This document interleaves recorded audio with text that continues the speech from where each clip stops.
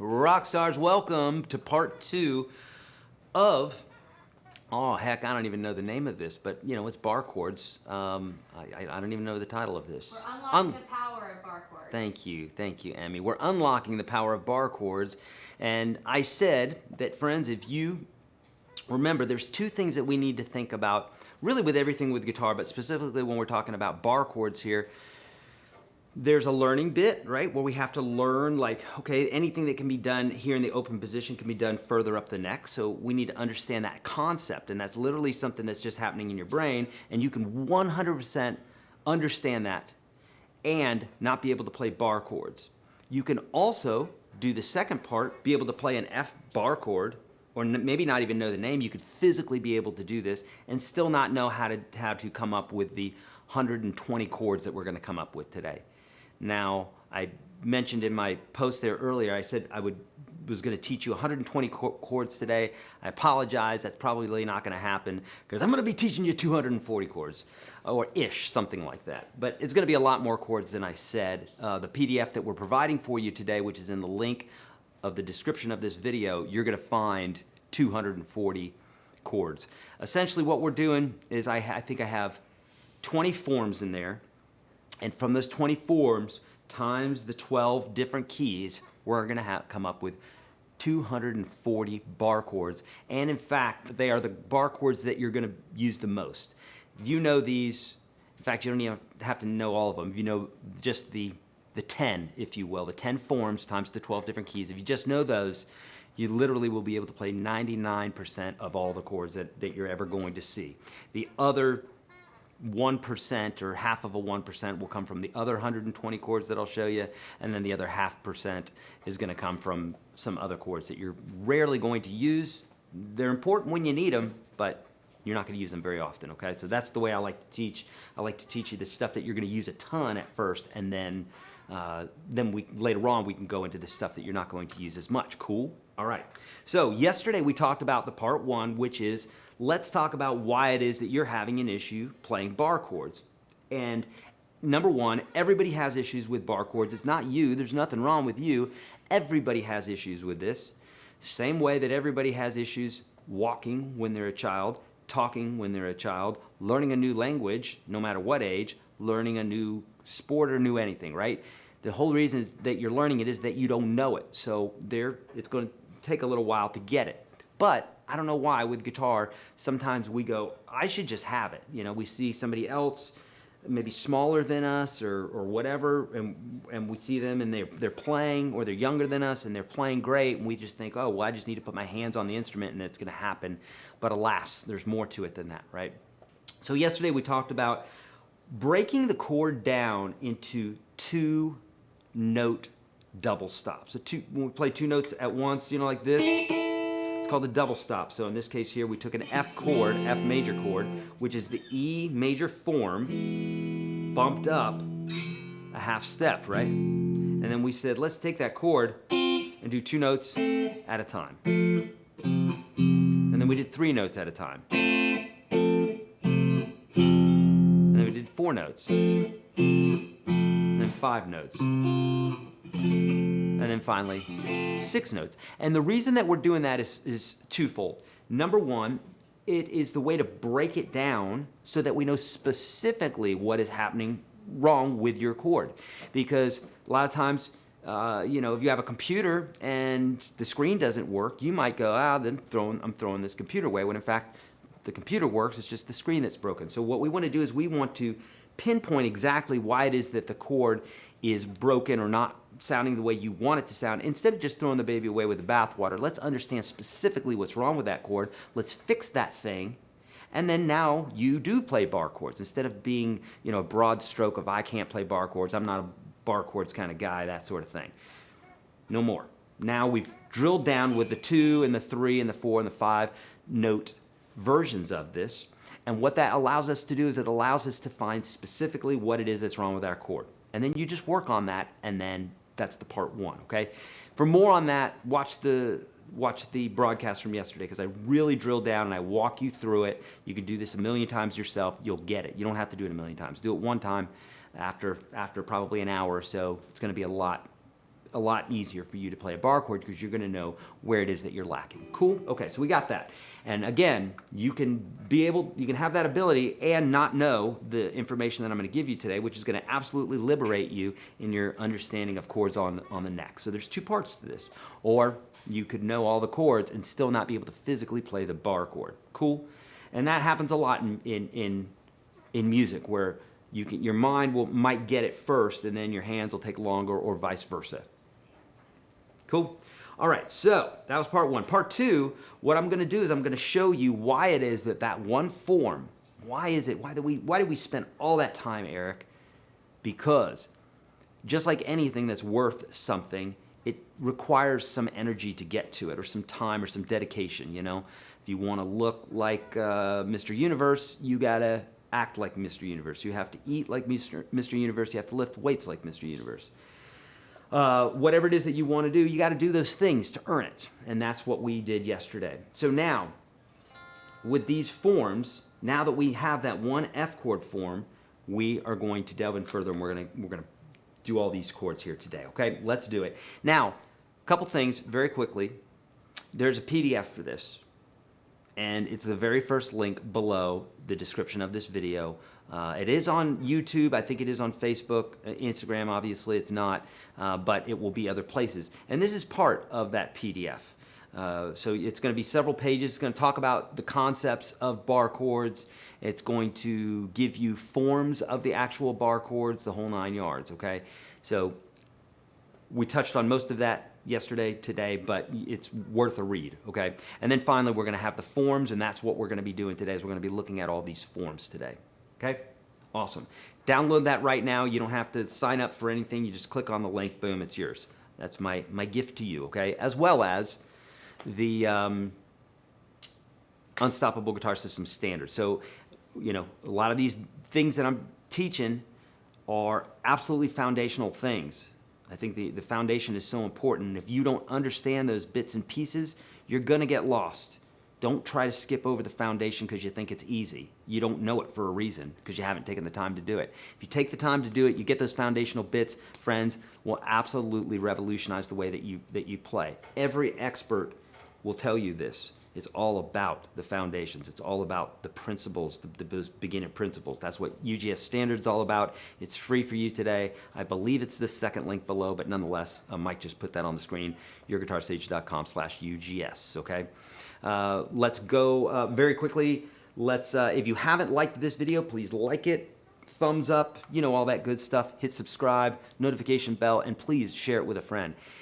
And before we begin, Anthony, thank you so much. Great lesson yesterday. So much. Thank you so much for doing this. Good, very good instruction. Cheers. Thank you, Anthony. Super kind. I appreciate that donation. Okay, let's get into it now. So, as we said yesterday, as I touched on yesterday, everything that we do in this area of the neck, right? Anything in the open position, we can do further up the neck. Whether that's a scale,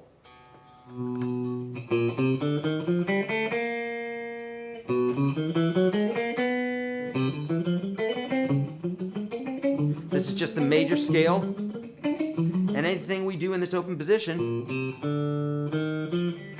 meaning we're using open strings, meaning our hands are not, our fretting hand is not actually fretting something, so that is considered an open chord because we're using an open note. And anything we do down here, we can do further up the neck. Okay, that's just true, believe me. And as you listen more, you're going to believe it more and more because it's 100% true. Okay, so FYI, the reason that we're coming up the F chord that we played yesterday, it's really just an E chord up a half step. We could do the same thing if we had a capo, right? So here's our E major chord. We don't have to fret, meaning we don't have to put our fingers down on the 6th string, the 2nd string, or the 1st string because they're played open. No fingers required.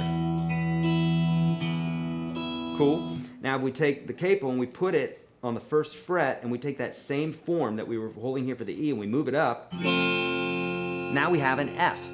It feels like an E, but it's an F. And now this is a F sharp and a G and so on and so forth, okay? And we're naming this by the root of the chord. Now, we don't need a capo. We could, since we learned how to play that bar chord yesterday, we could just take that E chord. We could take our 1st finger and free it up. Instead of playing it with fingers 1, 2, 3, we play it with fingers 2, 3, 4. We have our 1st finger here at the nut, right? And the only thing we're doing is, right now I don't have to have my finger there because the nut is taking care of those open strings. So now when I do this, I move that guy up 1 fret. This I moved up. Now I need to bring the nut up with me, but I can't, so I have to use my finger. That's a bar. And my bar is, this finger is pressing down all those strings, and then we can move that guy up the fretboard like we can every chord. Cool? So that's where we're getting this form, this F form. It's really an E form, but we're creating an F chord out of it, F major. Okay, now let's get into those other forms. Let's start today. First off, we're going to break this up into 6th string root chords and 5th string root chords. Okay, 6th string and 5th string root chords. And what I mean by that is we could also do 4th string root or 3rd string root. We could do that, but your mind, my mind, most guitar players' minds always go to the 6th and the 5th string roots because it's just what we do. Most chords have that bottom bass note as the letter name of the chord. So if we play in a C chord, it has a C in the bass. If we play a C7, it has a C in the bass. A C9, a C in the bass. A C minor, a C in the bass. Make sense? It's an E chord, E major, E minor, E7, E7, E minor 7. Doesn't matter, it's going to have the E in the bass unless we call it something else, like an inversion, okay? Which I talk about inside of UGS Pro, but we're not talking about that today. Okay, so we have our F major chord. The first thing that we're going to do is let's go ahead and make it minor, because I think this is the one that's going to resonate the most with you. Have you ever played an E major chord? And have you ever played an E minor chord? Right? That 1st finger comes up. That's all it does. If you know a little bit about music theory, as I teach you inside of UGS Standard, the one that's free today, I tell you that a major chord is the 1, 3, 5 from the major scale, and a minor chord is the 1, 3, flat 5. So if this is a major chord, I'm sorry, I take that back. It's a 1, 3, 5 is the major chord, and a minor chord is a 1, flat 3, 5. Not a flat, there's no flat 5 in it, there's a flat 3. And what I mean by flat 3 is that note is lowered. So, in that case, right, if I have a major chord here, and this is my 3rd, and it's lowered by a half step, and it's the only 3rd in the chord, and that's the only note that I need to affect to make that chord minor. Major, minor. Major, minor. Okay, same thing with the A major chord. We have our pinky there. If I lower this a half step, so now I'm going to put my 1st finger on the 1st fret of the 2nd string instead of the 2nd fret. Here's A major. Here's A minor. Major, minor. Same thing with a D chord. Here's D major. If I wanted this to be minor, I need to lower that. It's on the 2nd fret right now. I need to lower it to the 1st fret, so I need to reconfigure my fingers here a little bit. There's major. There's minor. That's the only note that's changing it. And the cool thing about what I'm about to show you here is you're gonna remember all these chords because I'm gonna give you little hooks, little things so that you don't forget this. Because what use is it if I show it to you and then you go off and you're like, I just don't even remember any of that. That's useless, right? And which, by the way, your homework for this, your homework last night was to work on that form. Your homework tonight is to work on going through what it is that I'm showing you here so that you don't forget these things. But I'm going to give you little hooks, little things to remember why it is that it's major or minor or seventh or minor seventh, etc. Okay, so you're going to learn a little bit of theory here as well. Don't fear the theory, okay? All right, so here we go. Here's major, and we know where we got that from. We got that from our E form. So, just like we took our E major and we lifted our we took the third and we flattened it. Well, there you go. Now we have a minor chord. So we could do the same thing with any bar chord. So I'm going to put my finger here. I'm doing this with 3 and 4. Put my first finger down on the nut. There's my E minor chord. So if I wanted to play the minor form of F, I just bump it up a half step. Now I have an F minor. Now here's where this becomes very powerful, is because yesterday you learned this. You learned how to play the F major chord. What I didn't tell you, some of you know this already, but anything you do down here, you can do further up the neck. So that chord turns into 12 chords immediately. Here's F, here's F sharp, here's G, G sharp, A sharp, B, C, C sharp, D, D sharp, E. Back up to our E. And this works for every chord, just does. So there's our F. So if we know that this is an E major, and that turns into 12 chords, then anything we do in the open position will turn into 12 chords. Here's our E minor. E major, E minor. So here we go. Here's our F minor. F sharp minor, G minor, G sharp minor, A minor, etc. Now you might say to yourself, but Eric, this is not an A minor, this is an A minor. My guitar teacher, who's very smart, taught me that this is an A minor. Well, number one, I'm sure your guitar teacher is very smart, and that is an A minor, so that is correct. But so is this. This is also an A minor. This is also an A minor. This is an A minor. This is an A minor. Okay, lots of chords all over the neck. If you know the formula, you're not going to have to memorize all this stuff. You'll just be able to form them on the fly like that, like I just did. Okay, I don't have those memorized. I'm just using a little bit of, very tiny bit of math in my head. So there we go. So this is an F minor. That turns into 12 new chords. Now, this one can be a little bit trickier, even though we're not talking about technique today. We'll talk about it a little bit, but that was more for yesterday. Today, let's understand the forms. When you lift this finger up, if you're used to yesterday playing this major form, you might find that lifting that finger up, that's kind of the weaker part of your bar right here, and you might have this sound.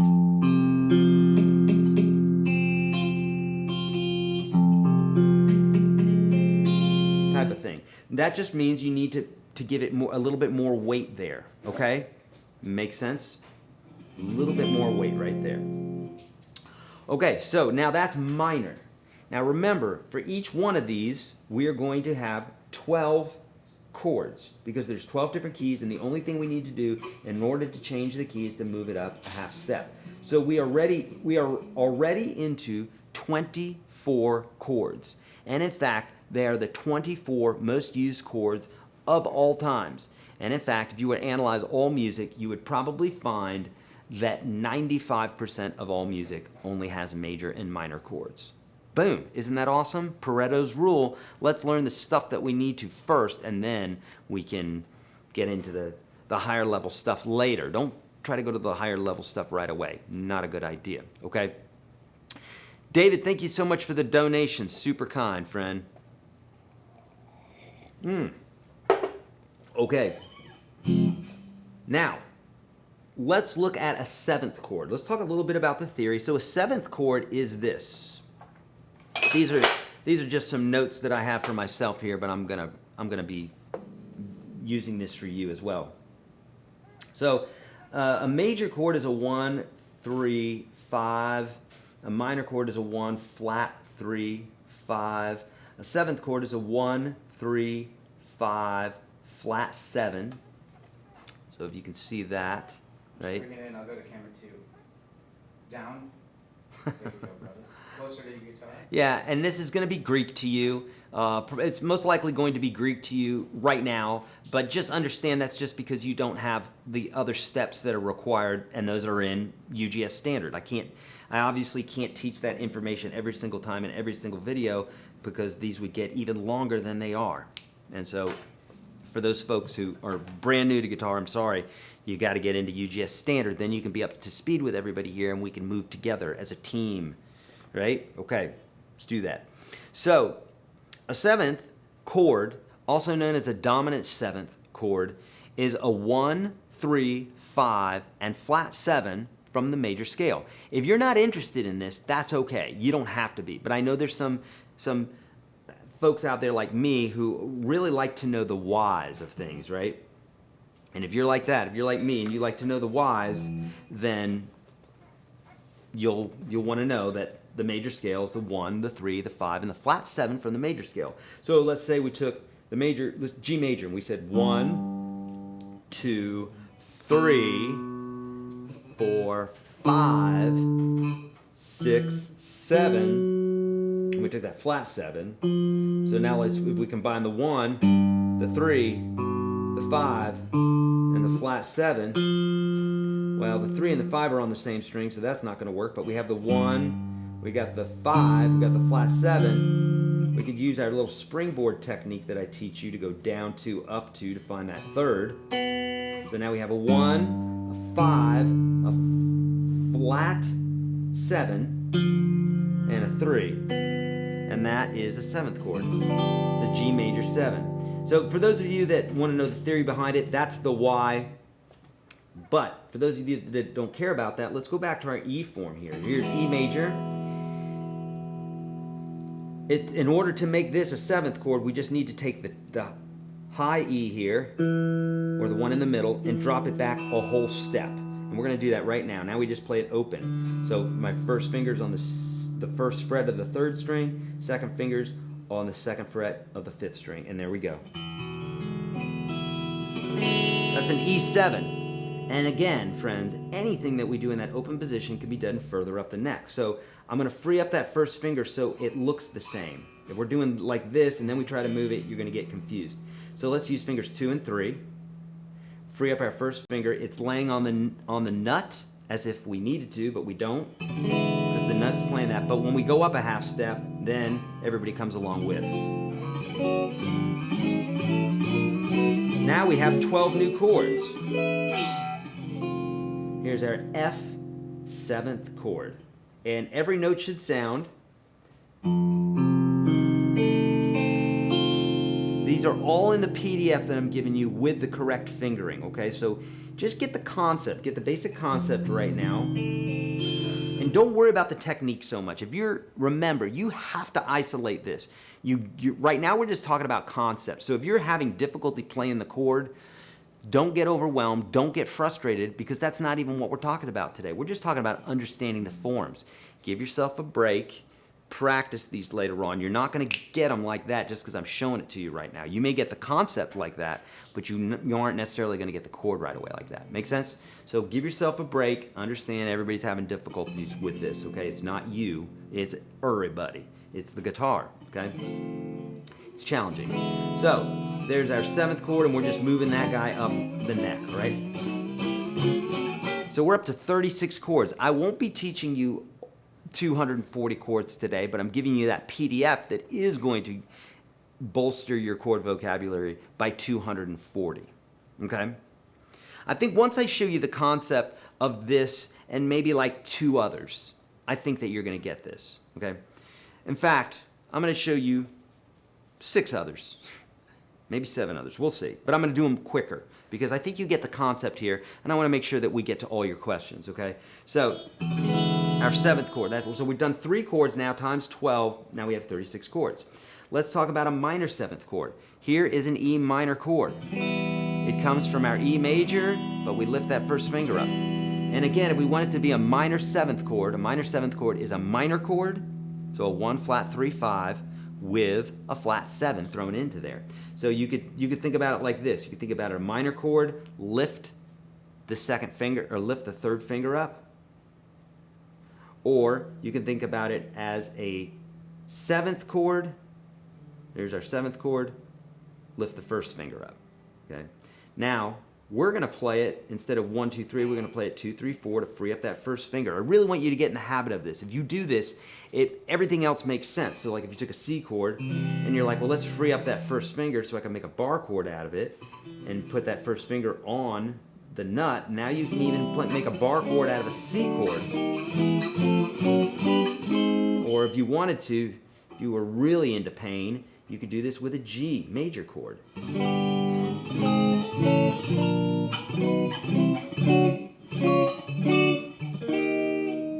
No one plays that, by the way, but you could if you wanted to. D chord. Instead of playing it like that, you play it like this. Make sense? But a lot of these chords we're not going to use like that. It's just so you understand the concept. So we got our 7th chords. Now we said the minor 7th chord, which is basically a minor chord. Lift the pinky.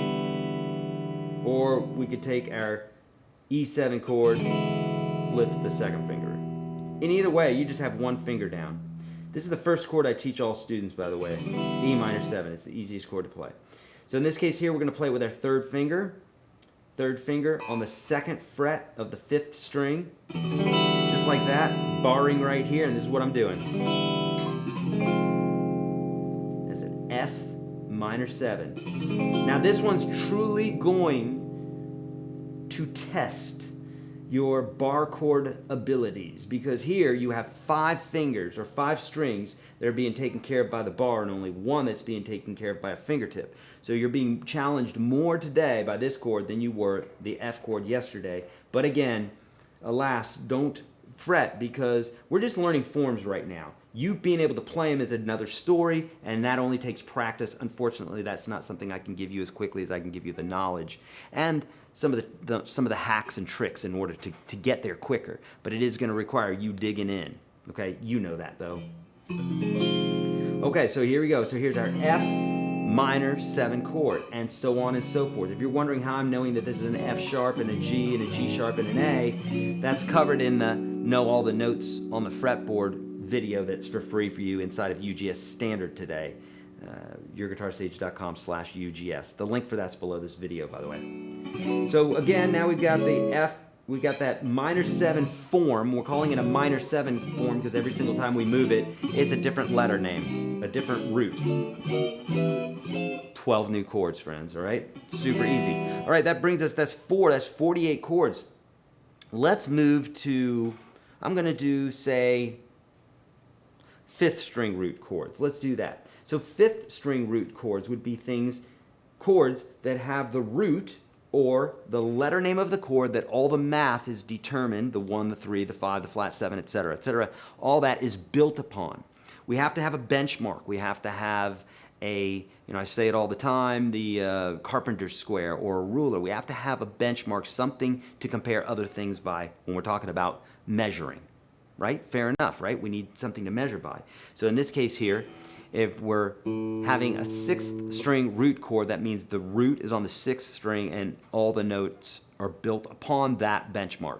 For a 5th string root note, that means we're using the 5th string, 5 up from the bottom, 1, 2, 3, 4, 5, which is this guy here. And that means that the root note or the letter name of the chord is on that string. That's all that means, okay?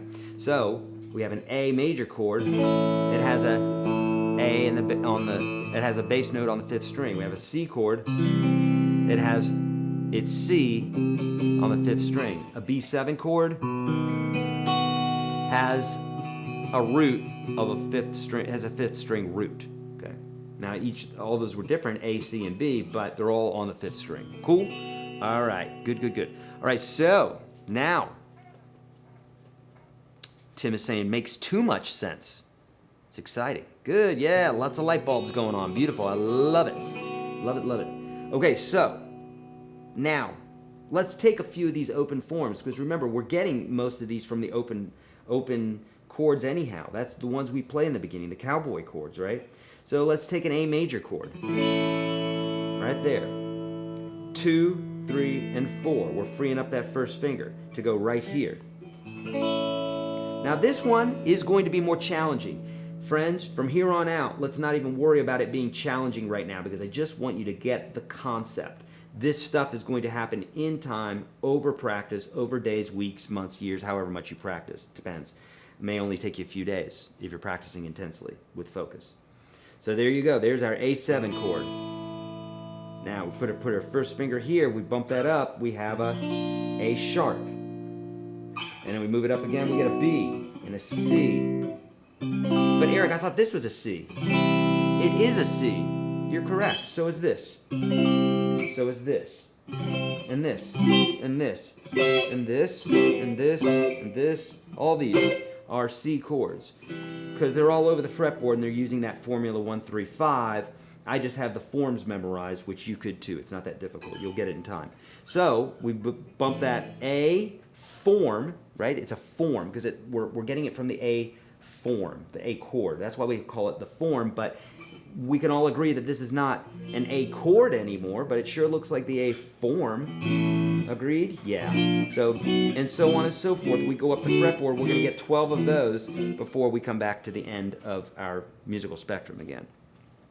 The chromatic scale. Okay? Chroma meaning color, and that's all of our colors. 12 of them. Okay, so now we did major. Now just like the major chord, when we're going to the minor chord, from A major to A minor, it looks like that. And in fact, it looks a lot like what we were doing with the E major. The reason that it's minor here is because that one note on this B string here is tuned down a half step, because that's the way the guitar is tuned. We decided that hundreds of years ago so that we can play all the really cool chords that we play, etc., etc. It's mainly for chords, not for scales so much, but it does help with chords for sure. Investigate it yourself. Just trust me in saying that. Otherwise it'd be a really boring 2-hour lesson. So here is an A minor chord. Looks a lot like your E major, but alas, when it has that 5th string root, it's a minor chord. So now I'm freeing up that first finger, and again, if I move that guy up the fretboard, I have 12 new chords. Till we get to there, to get to the top again, right? How many chords are we at? 6 times 12, whatever that is. 72. Thank you, Mike. Okay, now we're gonna do. Now I'm not gonna go. I'll just give you the quick on this. But if we take the minor chord, we lift up that pinky. Now we have the minor 7, and it's this simple, my friends. Watch.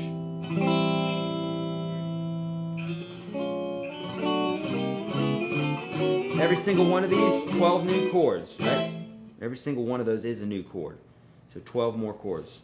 We could do the same thing. We had our 7th chord before, our A major chord. Now we take an A7, and what I'm going to do is bump my 3rd finger up.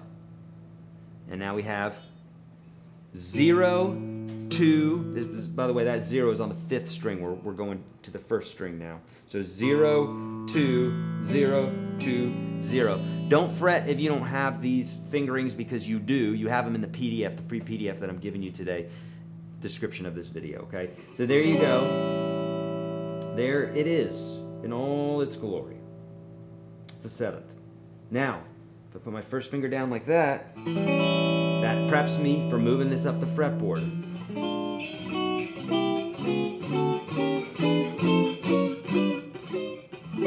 Make sense? Cool. All right. There you go. That's a lot. Now we could keep going, but I think you've got the concept, right?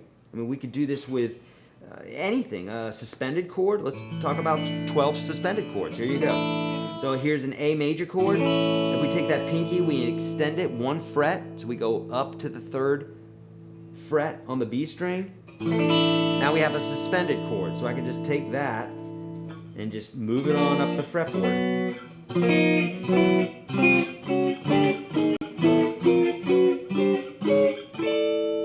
Or I could do an 11 chord, which is a 7th chord, but add that 4 up on top, also known as an 11, and now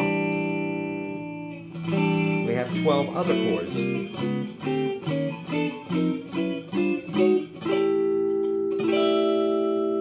Heck, we could do this with 9th chords.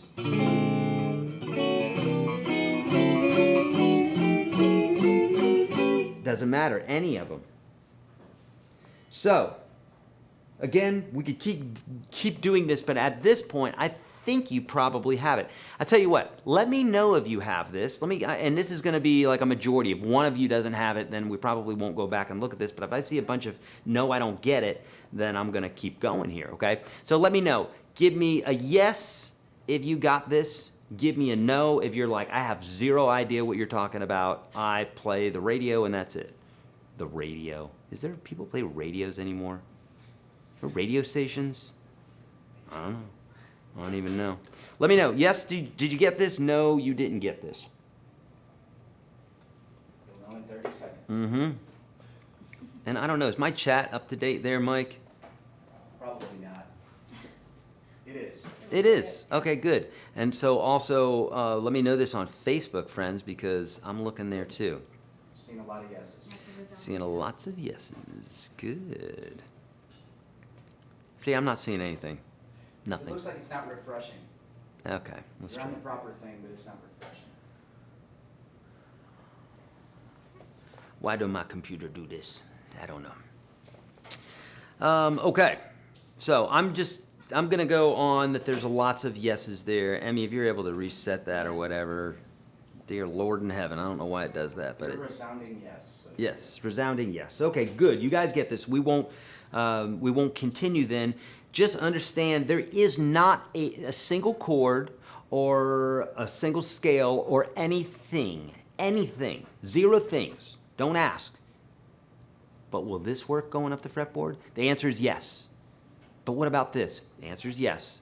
Yeah, but yes. It's always yes. Anything you do in the open position can move further up the neck. Why is that good? It's super good because this is absolutely going to multiply everything and anything that you do by 12. It's pretty cool, okay? So, again, you understood how to play that F chord yesterday. Today, we're just understanding the concepts.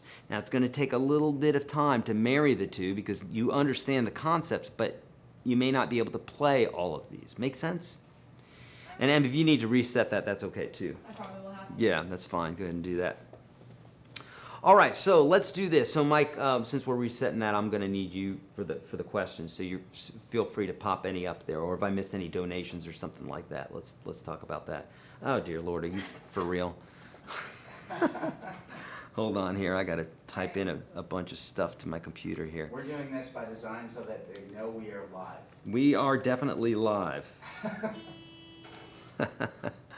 All right, good. Computer's resetting. I'll have the chat up in a minute here. So, Mike, if you see any questions, you feel free to put those up on the screen randomly. Indeed. Look at your program monitor. I have one. Ah, good. Thank you so much. Could you please elaborate on how to form 11th and 9th chords? Yes, Juan. So it's important for us to understand the theory about this, right? Because, again, people are like, I don't want to know theory. I just want to play, man. It's just going to wreck my vibe. Cool, because that's not true. And number two, you need to know what you're doing. The more you know, the better the more, the better you're going to be, at least when it comes to knowing what it is you're doing. So if you're a surgeon, I want you reading some books. If you are a musician, I'd like you to know, hey, what are you playing there? Or hey, what are you? Okay, hold on. I think we're getting back there. Except I don't. Oh yeah, here we go. I want you to know if we're in the studio together and you're wasting my time and you're like, I don't know what I'm playing, man. I have no idea what that chord is. You're not going to get called back for a session.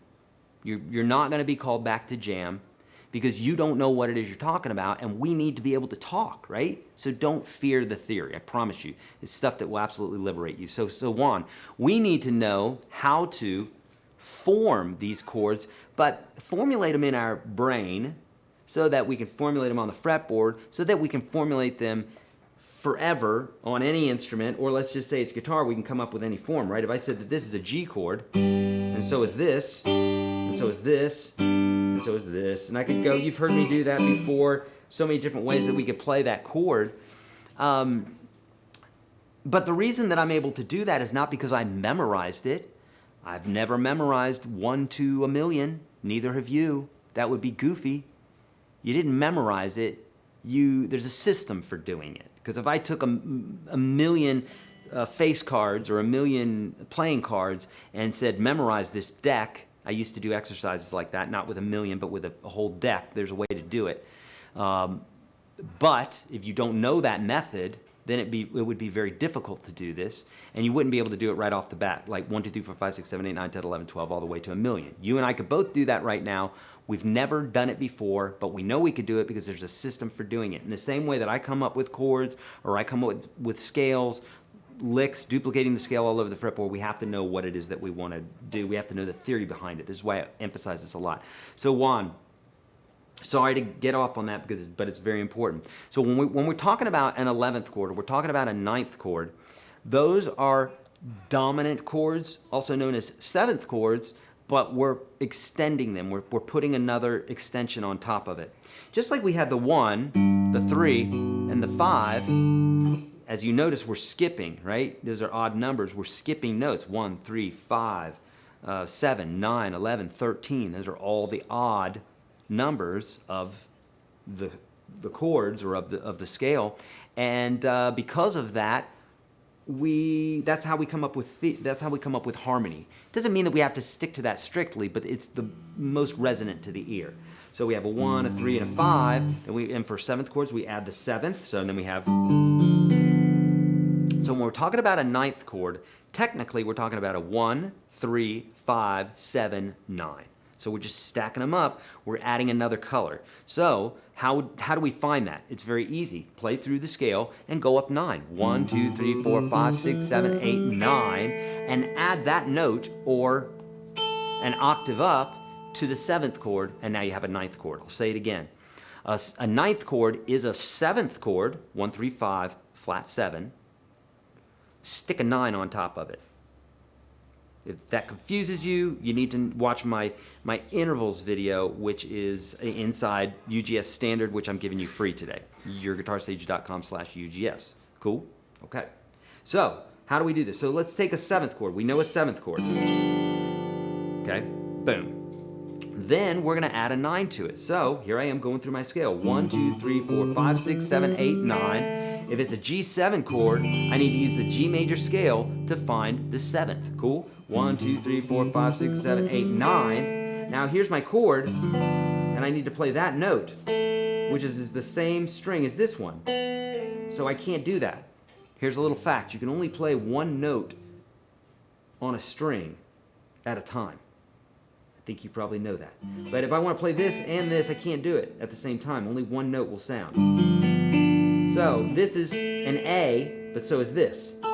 So the only thing I need to do is play that G7 chord and add the 9 up on top there. Now, if I wanted it to be a 13 chord, then I'd put my finger right there. Because that's 1, 2, 3, 4, 5, 6, 7, 8, 9, 10, 11, 12, 13. And I already have a 7th chord there, so there's a 13th chord. Pretty cool, right? Same thing if we were talking about the 9th chord. You know, we took a C7 chord and we went 1, 2, 3, 4, 5, 6, 7, 8, 9. So basically here's our C major, here's our C7, and then that's the 1, so this is going to go up a whole step. So now we have a 9. And then some people will even bar that.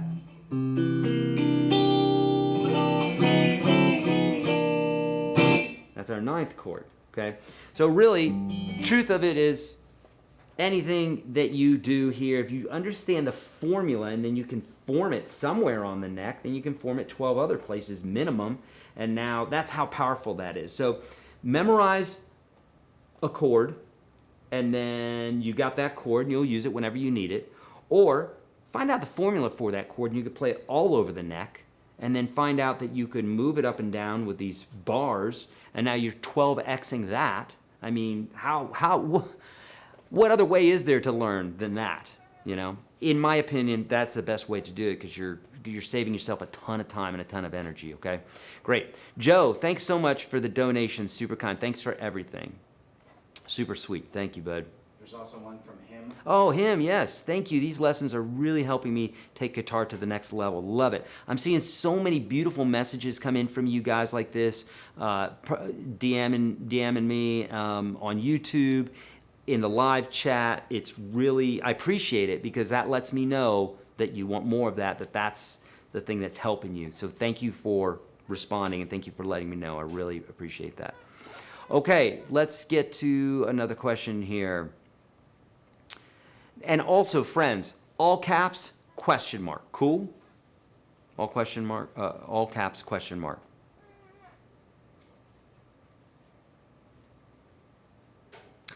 Okay, Lord Excess, I would hit refresh. That probably means that you're, well, if it's out of sync, I would hit refresh. Also, we're on a 30-second delay. That's how it works. So maybe YouTube is doing their thing and doing my closed captions, and then you're getting that before you're actually getting the video signal. That would make sense. Video signal is a lot bigger than that chat or closed caption. That's probably the reason.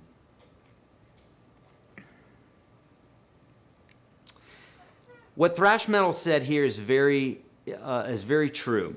You can use shortened forms, 3, 4, 5, or 6 strings, depending on the song. If there's a bassist or 2 rhythm guitars, yes, exactly. So, you know, what he's saying there is this. Like I showed you this big G chord here, right?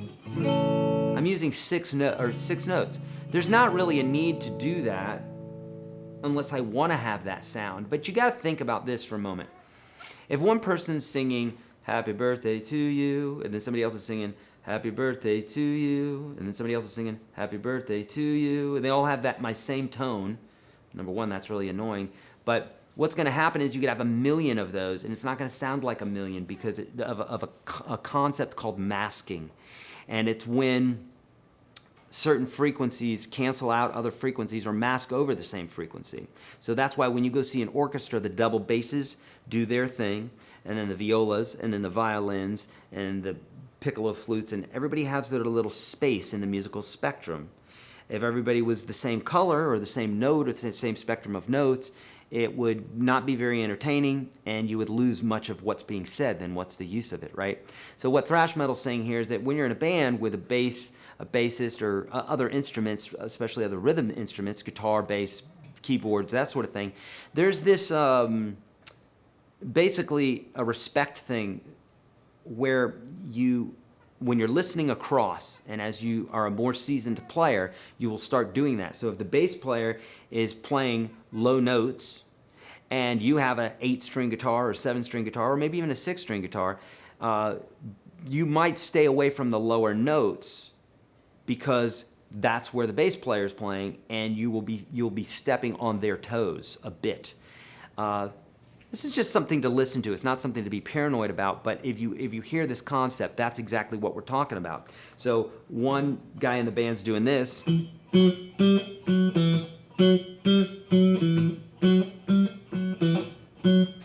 you're like this. You're like, oh, I'm going to play in a different place. You know, if you're doing this, that's the same thing. Right? It's the same thing. But what happens if I did this? If one guy's going like this, and I'm doing this, and I'm going.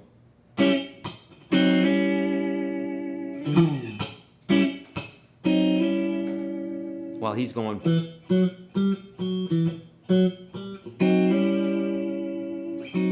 Right? That's pretty cool because it's a different voice, but it matches, it resonates with it. So like someone's singing a melody, and then someone's singing a harmony over it. It complements it, as opposed to it being twice the same thing we just heard, right? So that's what we're talking about. Okay, great bit there, thrash metal. Thank you. Oh, good. Deanne Luke 9 is a great review after picking back up for many years. Good. Beautiful.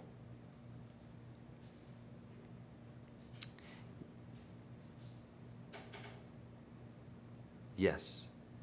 Wow, beautiful. Yes, Bryant. What Bryant's saying, the words better and beautiful are subjective.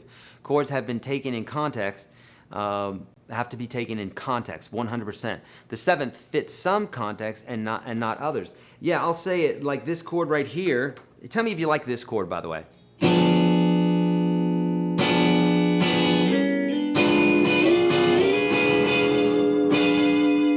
Did you like that? Isn't that pretty? Mom, I wrote a song for you. It goes like this. Right? It sounds terrible. But in the right context, same chord. Listen to this. There it is. Now listen to this.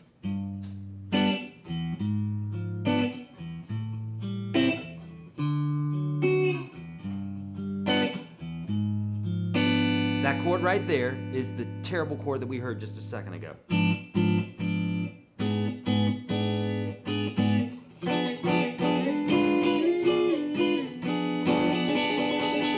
Right? The woman's on the railroad tracks. Back like they used to do that, right? In the old, not the talkies, but the, I don't know, whatever they were called when they weren't talkies.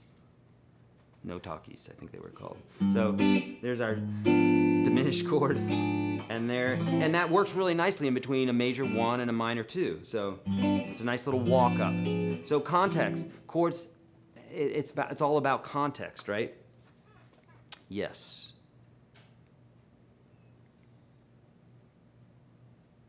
Strumming to the rhythm. Any tips? Kevin, yes, you have to start by knowing when to strum down, when to strum up. You got to know how to count the beat. So 1, 2, 3, 4, 1 and 2 and 3 and 4 on 1 E and a 2 E and a 3 E and a 4 E and a, as I teach you inside of UGS Standard. Go through all the strumming exercises that I have for you in that video. Okay? Silent movies. Thank you, Rick. Go through all the strumming exercises that I give you in the PDF and in the video that's in UGS Standard, okay, that I'm giving you guys today for free. The link for that's below, YourGuitarSage.com/UGS, okay? Okay. An example of this extended scale is, a scale in A is E5, E7, E8, A5, A6, A7, D5, D6, D7. These notes are not part of either scale, and I haven't heard them mentioned in lessons about the scales. Eric, so I'm not sure what you mean by that at all. I don't know what you mean by that. So I'm going to need more information. So sometimes when students are asking questions, they're asking about something that they are unsure of themselves, and then sometimes when they ask it, the nomenclature may not be right, so I'm not going to know what you're asking. So I'm not sure what you're saying there, Eric. If you can get me more information, that would be great.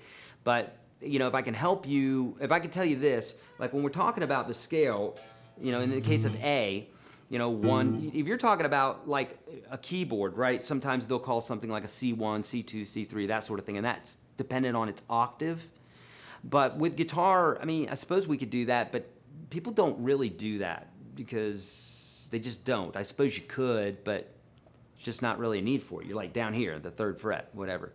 So I'm not sure what you mean by that, but you know, we're talking about the major scale, 1, 2, 3, 4, 5, 6, 7, 1. We can count it like that. We have to know the construction of the scale as I teach you inside of UGS Standard, right? 1, 2, 3, 4, 5, 6, 7, 1. I'm not just making up those frets and stuff. There's a formula to it. But I could count it going up, 1, 2, 3, 4, 5, 6, 7, 1, 2, 3, 4, 5, 6, 7, 1, 2, 3, and so on and so forth. Or I could go 1, 2, 3, 4, 5, 6, 7, 8, 9, 10, 11, 12, 13, and there's our extensions that we talked about, extensions on top of the chord, okay? So I'm not sure what you mean by that. If you can give me a little bit more info, that'd be awesome. How do I do that right hand thing? Oh, you talk about this?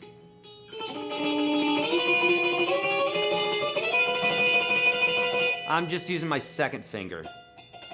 Right, second finger, right, my middle finger. Just like a little pick thing. Well, I don't know what I'm doing.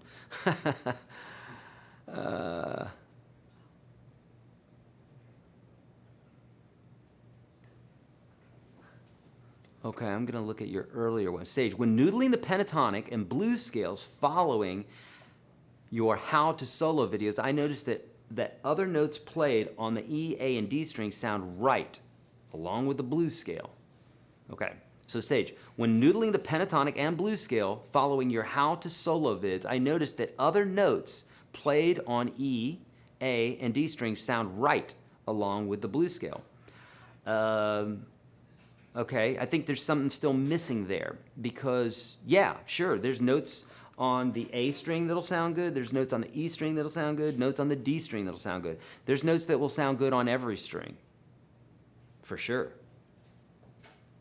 I think there's still a little bit of information that you may be missing there, Eric. I think it's just a little bit, and I think you'll get the idea across to me. I want to help you out.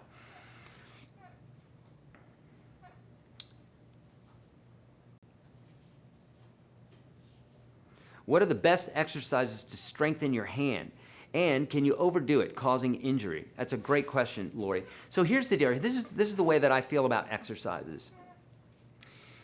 Exercises are helpful, but as much music as you can play, that's better, in my opinion. Because at the end of the day, no one does a concert filled with exercises. They do a concert filled with songs, especially classic ones that you love. Even though the artist may hate them because they've played them 7 million times, they will still play those songs because you like them.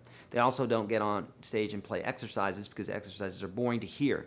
So I always say try to be as musical as possible because it's like you can really get lost in technique. That said, I have a whole course on exercises. So it's not that I don't believe in exercise. 365, that's all about exercises, right? A different exercise every single day. But the reason that I have such a thing is, number one, it's not that I want you to spend 4 hours on it a day. I want you to spend a few minutes on it, or however long you want to spend on it. You may love doing those all day long. You don't want to play songs. That may be you, and that's cool.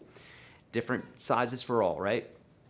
But the reason for those exercises are this. If you're playing 100 of the best songs of all times, then good for you. You're going to be able to play and entertain people. However, in those 100 best songs, you're probably not going to find techniques that stretch you. They're probably going to be the basic techniques, basic chords, basic strumming, etc. And you're going to stay right there. And that may be great. You may have a whole career of that. But if you're wanting to be a virtuoso, and not everybody wants to be a virtuoso. I have no desire to be a virtuoso. There was a point in my life where I wanted to be. I don't desire that anymore. I mean, it'd be great, but I'm not, I guess what I mean is by putting in that effort. I know the effort that it takes. I don't want to put in that effort because I have lots of other things going on in my life that I'm not going to pour my energy into that. But if you were a virtuoso and you wanted certain techniques to be developed, you have to do those exercises. So, Lori, my suggestion to you is, unless you're trying to be a virtuoso at a particular something, maybe tapping or percussive type of guitar, something like that, my best advice to you is learn songs, and then if a particular exercise is going to bring you to a next level so you can play a song, then great. But if you're playing an exercise just to play an exercise, so what? When are you going to be able to show people that you can do that and that that's going to mean anything for them? But if you're trying to play Dust in the Wind, right? Because you're like, I love the sound of that. And then you're like, okay, but I don't know how to finger pick. Okay, why don't you get some finger picking exercises so that you can just focus on that so that you can play a song. Because at the end of the day, no one cares about the exercises. The exercises are a means to an end to get to our song. Cool? All right, beautiful. Another donation. Love your no excuses approach. You really helped me progress during the lockdown. Thanks for UGS Pro from Yvette. Beautiful. Eric, thank you so much. And let me know if I got your question answered or not. I don't feel like I did, and I really want to get your question answered. So please let me know. I'm gonna continue to look here. Play the listed notes. Yeah, I'm gonna look for your stuff here. Okay, so you're saying play the listed notes when finished with the remainder of the blues scale. Play the listed notes. I don't know what that means. I'm so sorry. Eric is referring to adding the 3 and the 7th into soloing. The 3 and the 7th into soloing. Well, okay, let's talk about that a little bit. So, let's do this.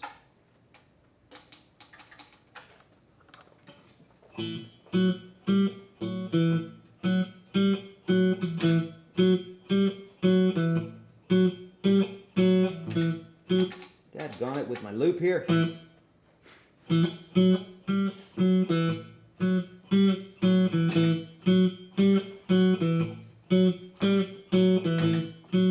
So I could do this. Okay, so this is just a little, A boogie woogie that I'm playing here. So I could play my scale. This is pentatonic.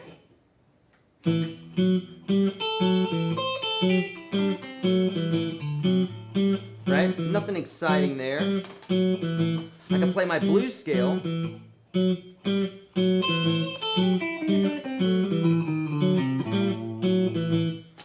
But we also have an A7 that's represented. So if you're talking about the major third, that note's not in the scale. But we could play it, right? We could go.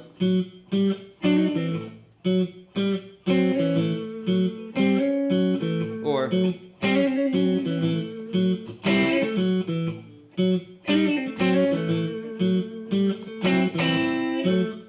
Even when I'm bending this.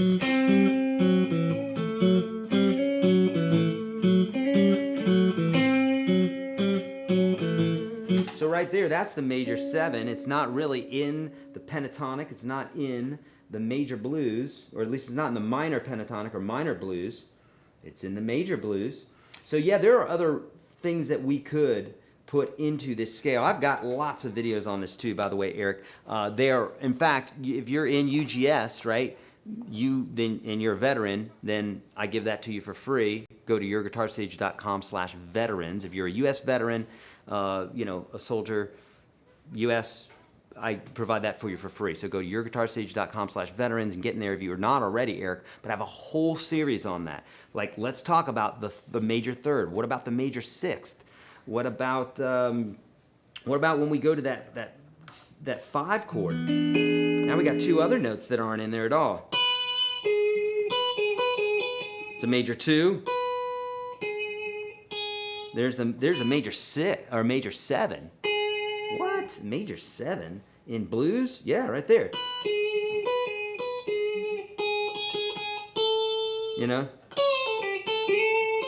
We always hear this sound. We don't hear this. We don't hear that. Right? We hear this.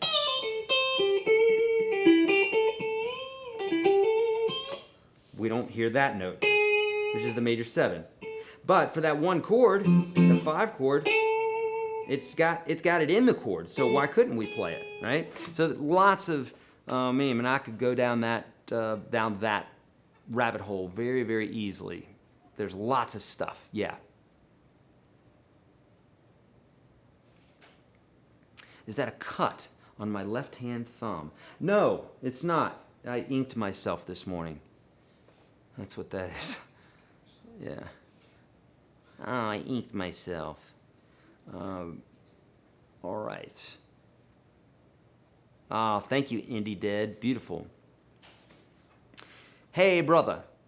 This is Christian Disco, which, by the way, is an amazing rock stage name. Hey, brother, how do you avoid fret buzz or sound more clean when playing on Overdrive? Well, the fret buzz has nothing to do with the Overdrive if you're talking about fret buzz. That has everything to do with technique. So forget about the Overdrive, doesn't have anything to do with that. Nonetheless, you want to have your technique clean, right? And the way to do that is by practicing the 4 or 5 things that I show you in UGS standard, where I'm showing you, playing on your fingertips, playing right. I'll give them to you really quickly, but unless you see them in context in the video, not us taking 20 minutes here, but watching that video inside of UGS standard, link for that's below, Christian. Watch that. But here they are in a nutshell. Playing on your fingertips, playing close to the fret, giving it a firm enough press, curling that last knuckle, because when you're playing things like a C chord, you need to be able to clear all the strings and not play it like this, where you got muted notes, right? So curl that last knuckle, play on your fingertips, play close to the fret, give it a firm enough press. That's 99.9% of any issues that you're having. But watch the video that's inside the program there at UGS Standard, because it's gonna help more than me just flying through those real quick, because I'll go over the bits and pieces with you. Cool?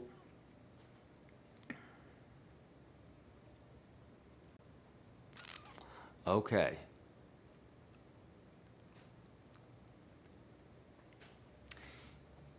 Yeah. Oh, yeah. You could be talking about. Eric could have been talking about passing notes, or I was talking about with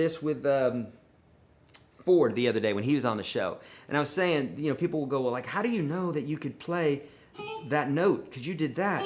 Are those notes in the scale? If I got this going on, I'm like.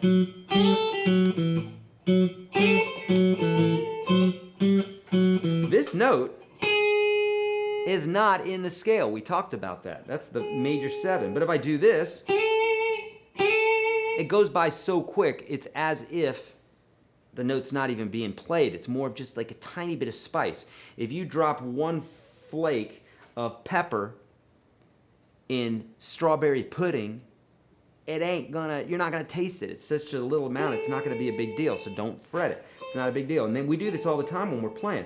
I equate it to saying, you're walking down the street, someone says, what's up? What's up? You're not like, come again? I don't understand what you're saying. Do you mean what is up?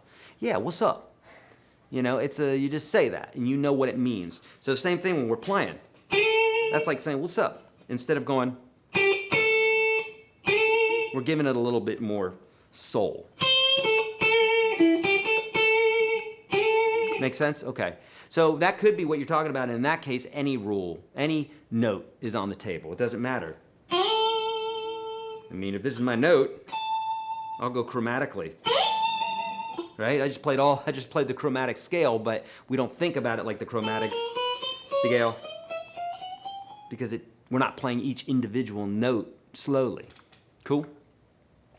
Double stops in blues solos are playing with triads. What would be the best? No best, again, subjective, but I could show you some that people use a lot. So double stops in blues solos or playing with triads. So there's double stops and there are triads. Triads are when we play, a triad is a 3-note chord. So like,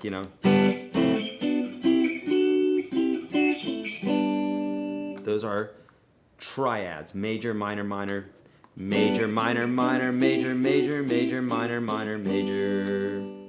Okay? Those are triads, and a double stop is 2 notes. So like this, if we go.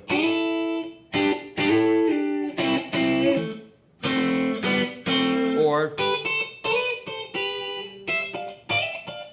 double stops, okay? So double stops, 2 notes at a time. And if you're talking about form 1, which is where a lot of those double stops will appear, this one's a good double stop, which is the 5th fret of strings 1 and 2, right?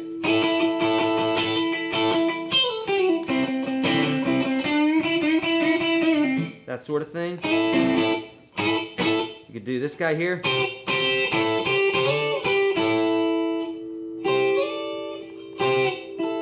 So that's 8 and 10. This guy right here. You could do that. Or you could do fingers, strings 2 and 3 on the 5th fret.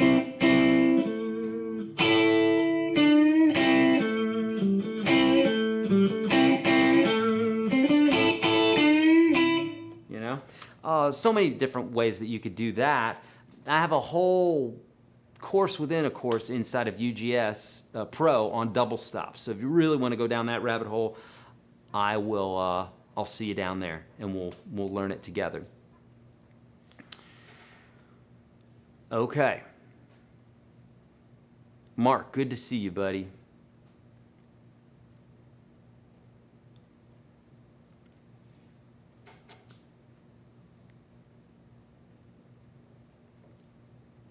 Okay, can I give you tips on right and left hand muting? Yeah, they're both very different from each other, and they're used typically for different things. But obviously, the more hands that you, the more flesh that you have on the strings, the less you're going to hear them. So if I do this,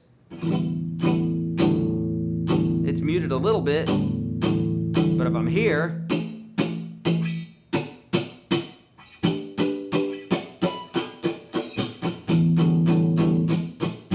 so a good thing to do is do a little experimenting so that you can feel like how much you should be doing that. Now that's left hand, but right hand, same thing, you know, or let's call it pick hand. We're resting this on the bridge. So a good exercise is to pluck out a couple notes here and then move your hand back and forth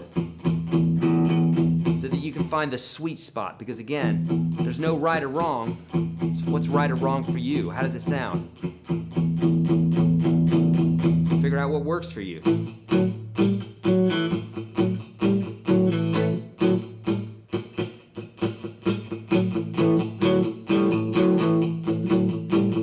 Just depends what you want. So that's just moving your hand around here, taking this little part of your palm right there and going boom on the bridge. The rest is up to you. Seriously. There's no lesson in that. It's just you got to feel it. You got to see what you like. Okay? It's like mixing colors. What color do you like? Because one guy's going to like to mute more than another. Right? Same thing now with the left hand, what we're doing, I talk about muting with the thumb, muting with the other fingers, that sort of thing. So if I'm playing a ninth chord here, normally I would mute that with my thumb.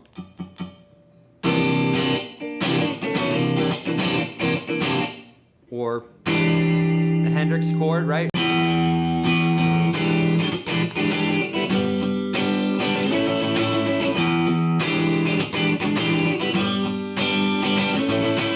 In this case here, I'm muting all sorts of stuff. If I play that chord, my thumb is muting the low E string. If it's not, so is my second finger. The tip of it right now is touching that E string. If it wasn't, it would sound like this. Otherwise, it's muting it. My pinky is muting the first string right now.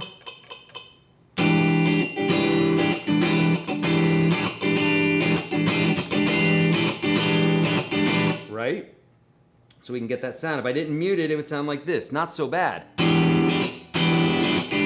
But if I was in a D with those notes, or an F, that's real bad. So we would want to mute. Not so bad then, okay? So we got to mute, and there's, gosh, probably hundreds of different ways, different situations where you might want to mute in a different way. So we have to talk in broad strokes here, and then as you need it, do it. So you're playing a C chord, and you're like, well, I don't want that low E to sound out. Okay, mute it. But Eric, how? You are an artist, my friend. You are a complete creative person who can come up with your own ways of doing things. You don't always need someone to show you exactly how to do things. And I'm empowering you for a minute here. Let's talk about it. You've got to find this from within. The sooner you do, the sooner your success will sprout out of you. Because if you're always looking for someone else to give you that answer, it's painful. It's painful for you because now you're relying on somebody all the time. So if you can get your mind in this mindset of, okay, Eric said that I got this, I just need to practice this a little bit, then you'll get it, okay? Fingertips, side of your fingers, whatever. When you're soloing, somebody said, Eric, I noticed when you're soloing, you're muting these other notes, or you're touching the other strings around you. And I'm like, well, yeah, I am. I don't want them to sound. And it just kind of comes naturally. They're like, do I need to practice this? I said, no, it comes naturally. I mean, put your finger on a string and see if you can't feel other strings. You're not just typically feeling that one string, okay? You can feel the other strings underneath your fingers, and typically they're on the sides of your fingers being muted. So if you're doing that, you're doing the right thing. I have tons of videos on this, obviously inside of UGS Pro. On YouTube, search YourGuitarSage muting, and I'll get you there, okay? All right.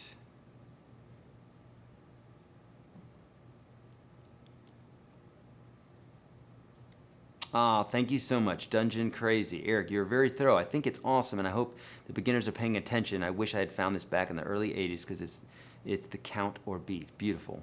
Good. RDB, thank you. Thank you for your dedication to your students. I really appreciate that. Thank you so much, RDB.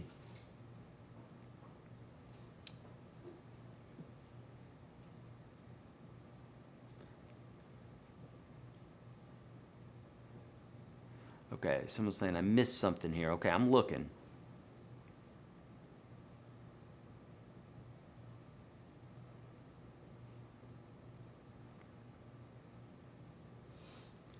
All right. All right, and if you would, all caps, question mark.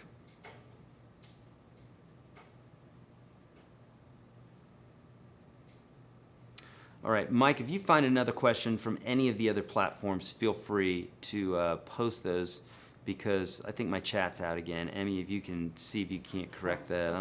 I think it is. I think it said at the bottom here that it's timed out, unable to connect to chat. All right, so, a lot of this stuff, friends, while we're waiting for another question here, just give me a heads up, Mike, Yes. when there is one. You think we're back in? Oh. Yeah, I think no, it's not. I think it needs to be refreshed or it needs to be killed and then brought back or something. Okay. Brought back from the dead. You could probably keep it on that page too. That's cool. Okay. Yeah, that's fine. It may be smarter to do that. Thank you. Yes. Yeah, there we go. Cool. Got it? Yes, that's beautiful. Okay. Gerald, thank you so much, Gerald, who's pro. Yeah, friends, for those folks, because we have new folks watching all the time, so and they don't know what's available to them. So if you would, let's take a moment here, friends. If you've been in the top 30 and they've absolutely helped you, go ahead and put 30. Just write the word 30 in the chat. If you're pro and that's absolutely helped you, then do that. If it hasn't helped you, don't do it. But if it's absolutely helped you change the way that you think about guitar, opened up doors, revelation, all angels sang and the light came down on your guitar, and you're like, all that stuff, then put 30 or pro. Go pro if you've gone pro. Okay. Now, also, while we're waiting for a question, if you would, friends, then we just got one. Okay, Joe Schmo. Go ahead and keep that up there. Thanks, Fed. Hit like, if you would, friends. Go ahead and like this, thumbs up. If you have done that already, don't do it again because it'll go away. But if you have done it already, go ahead and share this with some friends. Hit subscribe and notification bell, okay? Thank you so much. Okay. All right, Joe Schmo is saying, when playing open chords, do you mute with your fretting hand or strumming hand? Well, it depends, Joe. Usually when you are muting with your picking hand, what you're doing is you usually are doing that for effect. You know what I mean? So if I'm like this.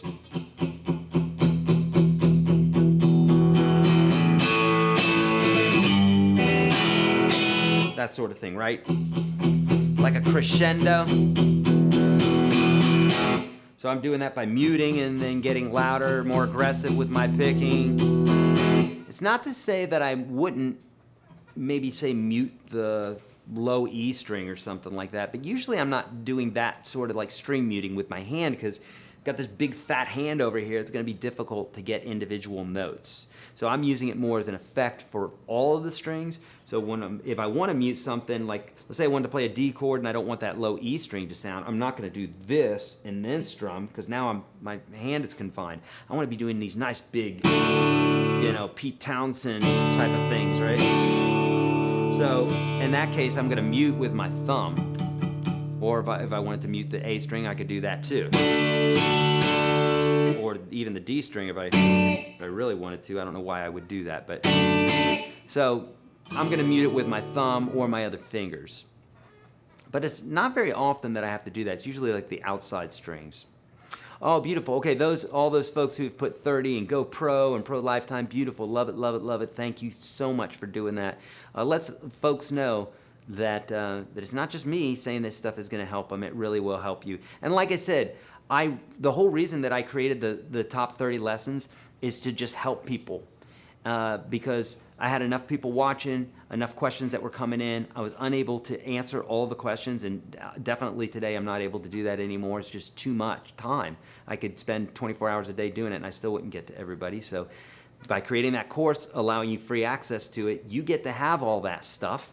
And so take advantage of it. And then if you want to come along with a ride with us for these live and the other big broadcasts that we do and deep diving into all this other stuff, you'll have all the wherewithal to be able to knock it out of the park. But if you don't have that, then you're just going to be stuck, and you're going to be that guy bouncing around on YouTube videos and wondering why you're not getting better after all these years. You know how I know that? Because that's all of us. We all get that place. We got to, at some point, we got to have some sort of plan, some sort of step-by-step thing, and we got to hit it every day. That's it. Okay, Wayne is saying more muting, changing bar chords, string buzz as I release, palm muting to clear that. Now, Wayne, string buzz as you release. Well, don't worry about the string buzz as you release. That's okay. I mean, if you're talking like, I'm really having to try that, so I can't imagine it being worse than that. It's like, who cares? That's not a big deal. I wouldn't worry about that, Wayne. No one really is like, oh my God, my strings are buzzing as I do that. It could be that your technique is not to where it needs to be. And again, watch the videos inside UGS Standard where I'm really focusing on that and switching back and forth between those two chords, okay? But palm muting is really not going to clear that. It's just going to, palm muting is more just for effect. I could still have sucky chords over here, and it might as well be like I'm muting because I'm not really hitting the strings. Make sense? Okay. I'm from the Netherlands. It seems you do this more often, the streaming things. More often than what? That's what my question would be. We do it often. We do it twice a week, which, by the way, friends, starting next week, Mondays and Tuesdays. Monday, Tuesday is what we're going to be doing live from now on. It's always going to be on a series. I say always. It's almost always going to be on a series. So I don't know what we're going to talk about next week. I'll let you know probably sometime this weekend. We'll decide by Friday. Be looking for something on Monday about that, okay? But Monday, Tuesday. Just remember that from now on, 11 a.m. to 1 p.m. is what we're going to be doing live on Mondays and Tuesdays, okay? The G sharp minor confuses me. Would a G sharp minor not just be a G? Beautiful. Love that you asked that, Louis. So very common that beginners will mix up these two words. Sharp, major, flat, minor, that sort of thing. So when we're talking about sharp or flat, Louis, we're talking about sharp is to raise, flat is to lower. Sharp can also be used as an adjective, like a G sharp, okay? It's actually putting the adjective after the word because it's a type of G. It's a G sharp. Normally we would say any other adjective would be sharp G, but we're musicians. We get to be weird. So G sharp. Is there any other thing that we say that? Dog black. Dog black. Nope, we don't do that. Drink hot. No, hot drink. No, we don't do that. We're weird. We're musicians. So G sharp is fine. It's an adjective there. Or we can sharpen something, right? Raise it. And so sharp, just remember, is it's coming to a point. Flat means we're pushing it down like a balloon, right? That's meaning if we have a G, then going up a half step, we've got a G sharp. Or if we're on that G and we want to flatten it, we go to a G flat. Some notes have sharps, some don't. And that's just a naming protocol. We can still sharpen a note. So I could go from a B to a B sharp. Even though B doesn't have a sharp by name, we can still sharpen a B. Make sense? And there are times way, way, way into the light years where you're probably never going to go working as a pit musician or something like that in an orchestra. Not that you can't do that, but you probably won't want to do that, but you might want to, I don't know. Where you might see a B sharp. Now they know the same thing that I know. There's no B sharp, it's a C. But for the sake of a scale that has to have the B note in it, instead of it saying a B and a B sharp, then we would say a B and a C. Or going backwards, if it had a, how could I say this? I'm not even going to go down that road. Just know that there's a reason why we do that, but it's very rare. I never, ever, ever, ever, ever run into it. You probably won't either. So there's that. That's sharp. We can sharpen chords, we can sharpen notes, but usually it's a note that we're referring to. When we're talking about minor or major, we're talking about, could be an interval. An interval is the distance between two notes, so it could be a major third, could be a minor third. But usually when we're talking about major and minor, we're talking about harmonically. We're talking about either a scale, or we're talking about a key, or we're talking about a chord. So it could be a scale, right, which I guess would be melodic, but when we're talking about a key, we're talking about, you know, harmony. Chords is harmony. So when we're talking about a G major chord, that's G major, that's G minor. Lewis, check out the PDF that I have for you inside of UGS Standard that tells you the difference between a major and a minor chord, and also the sharps and flats. That will help, okay? All right, great question. I love those. Bishal's saying, I'm curious, Eric, why do B and E don't have sharps? Bishal, they are literally just names. We could have done this. We could have said A is 1, A sharp is 2, B is 3. They're just names. That's all they are. So it's just a naming protocol that was meant to confuse musicians. I mean, really probably in some ways could be easier. I don't know. We couldn't really have them numbers because, again, the numbers are, we relate them to what is the role of that chord or that note. So a 1 chord is going to be the king. It's going to be the general. It's going to be the top-notch chord or the top-notch note that all the other notes and all the other chords revolve around and report to. But a C chord is a 4 chord in the key of G, it's a 5 chord in the key of C, and it's a 1 chord in the key of C. Or it's a 4 chord in the key of G, it's a 5 chord in the key of F, it's a 1 chord in the key of C. So that can be confusing too, right? So all that to say, why do they have that? It's just a naming protocol. We could have named them anything. I wouldn't get hung up on that. Wouldn't think about it too much. What a goofball. I love it. Yeah, I'm a goof. Yeah. Marshall has to work on Mondays and Tuesdays. Boo! Work. I'd say this, Kevin. Watch the replay. A lot of folks are doing that now. They're watching the replay later on in the afternoon. I mean, usually when we do these broadcasts, we'll have on all of our platforms, because we're on lots of platforms now, including Twitch and Facebook and that sort of thing. And so what folks are doing is they're just watching it later on. So we're live for 2 hours, and folks that can't make it, they come back later on, you know. So it'll be here for you. Look at this. Al is saying, I had a B sharp and an E sharp only as incidentals when playing the trumpet in high school. And this is what I'm talking about. When we're reading sheet music, then there are reasons for that. You want to know a reason? Here's a reason. And it's not going to be a very good reason, even though I'm going to explain it to you. If we're following a scale that's going up the fretboard, okay, and there's a B and a B sharp in the scale. Now, let's not say that. Let's say there's a C and a C sharp, because we know that by my definition, by most people's definitions, there's a C and there's a C sharp. But we wouldn't write it as a C and a C sharp, because on a musical staff, it would look like this, right? You'd see the 1, 2, 3, 4, 5, and if this is our C, we'd see a C, and then it'd be a C sharp. And that's more confusing than if we had, oh dear Lord in heaven, that's terrible. If we had, let's say, a C and we had a D flat, you know?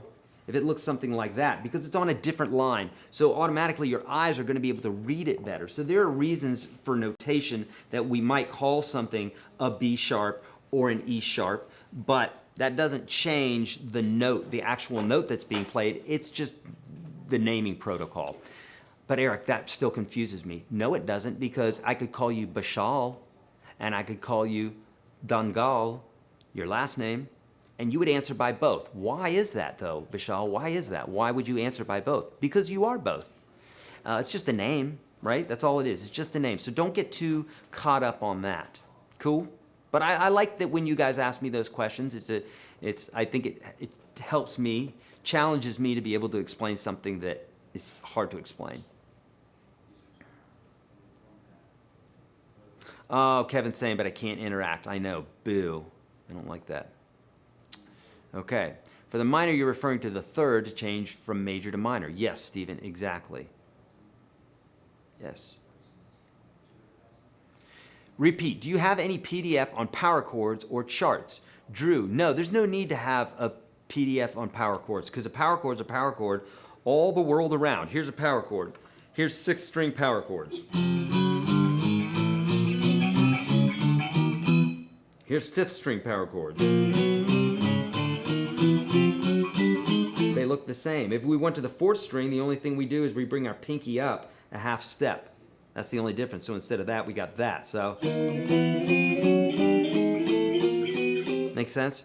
So I have that inside of the program, inside of UGS, but a chart, if you saw the chart, you'd be like, well, that's ridiculous. Why did he make a chart for that? It's the same thing every single time, right? All right. Exactly. You can call me Al, you can call me Sal, call me Pal, just don't call me late for dinner. Exactly, right? Okay, good. Thank you, Kaylee.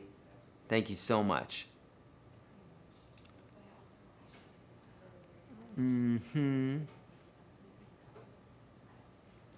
So what, I've got a 0? No, Lewis, you are asking the right questions. It's good. I love it. Look, the only way that we can get to know this stuff is by asking the questions, and nobody's born with any of this knowledge, so there's always a day that we learn stuff.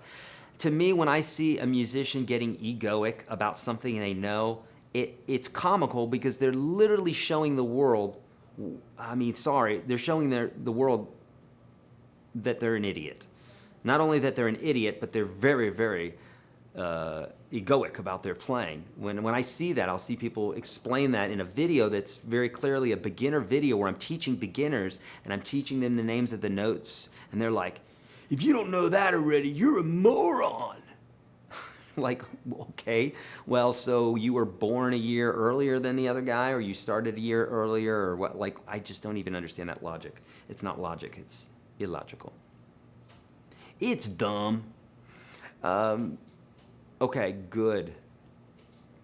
Okay, but Lewis said, I actually didn't mean the chord. Earlier on, Eric showed us the E minor in all 12 positions along with the neck, and he said G sharp minor, and that confused me because that's like saying I've got a -1 + 1. G sharp minor. No, it's not, Lewis. That's what I'm telling you. G sharp is the name of the note. Here's G sharp. So I could play a G major, or I could play a G sharp major. This is a G minor. The light bulb's gonna go on for you right here, Lewis. And when it does, give me a light bulb or give me a hell yeah. But if it's not, I'm gonna get you through this, Lewis, so watch. Here's G major. Here's G sharp major.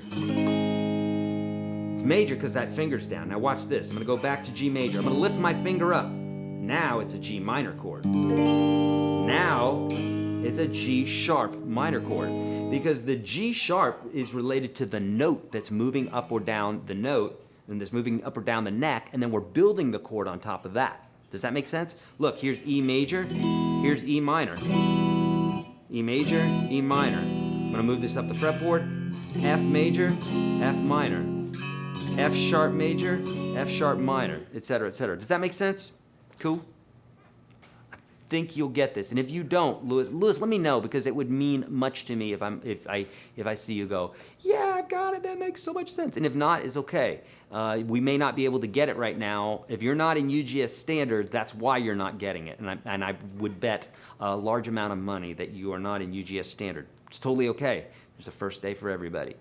But you do got to get in there, and then it will start making sense to you. A lot of times when we don't understand something correctly and we latch onto it, it becomes our paradigm of what we believe to be true. And dear Lord, it's in all of us. I love that people know that they're right and everybody's right. Whether it's religion or politics or any issue under the sun, everybody knows they're on the side of right, which is comical. So it takes a heart that is thinking, well, could I be wrong in this? And that's where we're going to have change and all the rest. We've got to be able to do that, right? So same thing with everything. So what happens is sometimes we have a paradigm in our head and we establish it so much that we can't see beyond that, when in fact it's that one thing that we keep latching onto. So my guess would be, Lewis, that it's that one little thing that we just need to switch. And $100 will tell you that $1,000, it's going to be in UGS standard that you're going to find that. That's for free for you today. What about strumming patterns? If you know what chords for a song, how do you know what the strumming pattern is? That's a great question, Kaylee. And so there's a few things that we need to listen to. And I have videos that are just literally all about this. Live. I think I have a live video for this, but how do you know the strumming pattern? I'm pretty sure I have a video for that on YouTube. I know I have it inside UGS. But number one, we know that it's going to match the beat of the song, the tempo of the song, so we know that. So if the tempo is this, we know the strumming is not going to be, it's going to match. It's going to match the tempo, right? Also, it's going to be either in 4 or 3. That's 99.999% of all music. It's either in 4, 4, 4, like 1, 2, 3, 4, 1, 2, 3, 4, or it's going to be in 3 or a subdivision of 3, 3, 6, 12, something like that. So it'll be like 1, 2, 3, 1, 2, 3, 1, 2, 3, 1. That'd be a waltz, right? So it's going to be, so we've got the tempo, we have the time signature, and then what are we emphasizing? Level 5, the very last strumming rhythm on level 5 of the strumming exercises that I give you in that PDF that's inside of UGS Standard, the one that you get for free today, that very strumming pattern is literally in probably 85% of all pop songs. So if you know that one, you're going to be taking care of 85% of all the songs that you listen to. Otherwise, it's going to be some sort of subdivision of that. It's a basic groove on the drums, but on the guitar, okay? What I mean by that is this. Hi-hat, we got this, right? We got the kick drum on the 1 and the 3. 1, 3, 1, 2, 3, 4. 1, 2, 3, 4. 1, 2, 3. So I'm kicking the drum on 1 and 3, and the snare drum's usually on 2 and 4. So we got 1, 2, 3, 4. 1, 2, 3, 4. That's a basic groove. It's what we all learn when we first go to play drums. Why? Because literally every other drumming groove falls underneath that. It's based upon that. Some loosely, but it's based upon that basic idea. Same thing with the strumming rhythms that I teach you. Once you go over those, once you go through that battery of different strumming rhythms that I give you, Kaylee, you are, number one, you're going to have an ear for it because you will have done it. Okay, you're going to have an ear for it, but then also you are, you know, the other things you want to listen out for, of course, is the tempo. Is it in 4? Is it in 3? Is it 6? That sort of thing. That's what you want to listen to, and you're going to find that out by just counting. So first, just tapping your foot. That's going to tell you the tempo. Then start counting. That's going to tell you the time signature. Bum, da da da, da da da.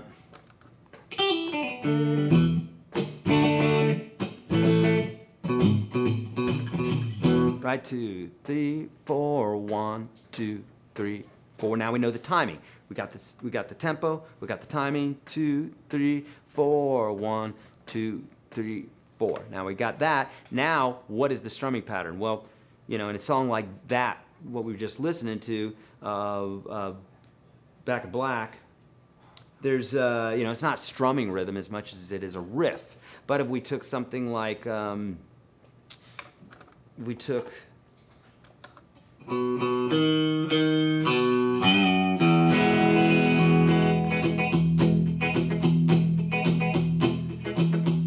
know, the drums are doing this. They're going.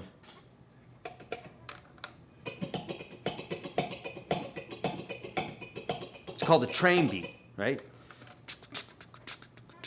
So knowing where that accent is the same thing that you're going to be doing with your hand. So if the strumming, if the rhythm of the drums is going,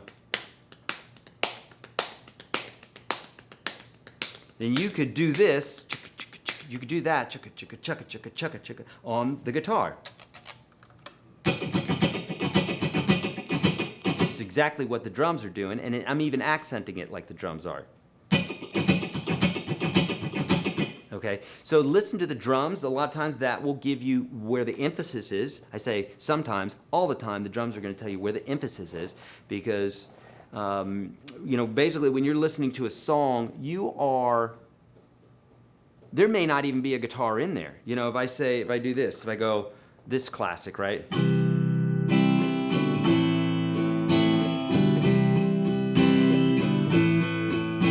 Well, the first time I heard that song was on piano, and that's how I came up with this strumming pattern. There's no guitar in it.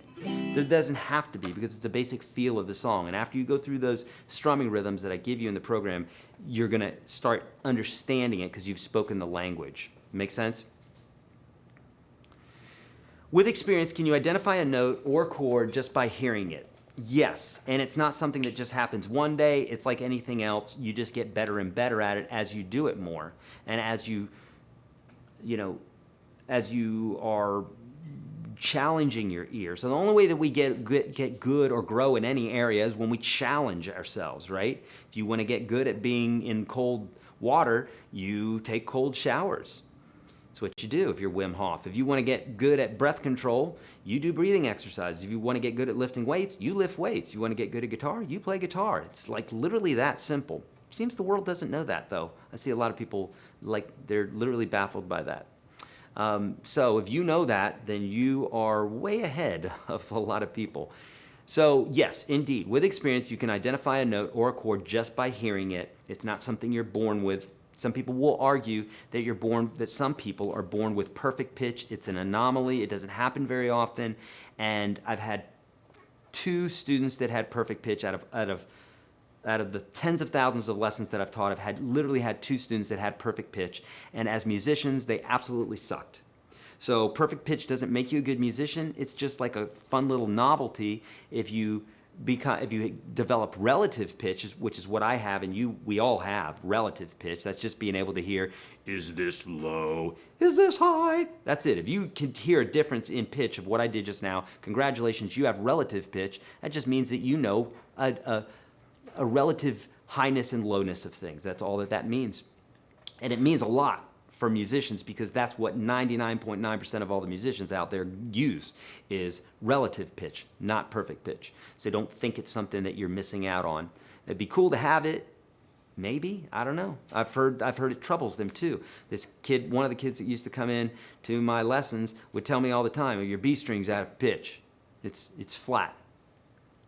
You know, and I'd say, cool, you suck at guitar, sit down.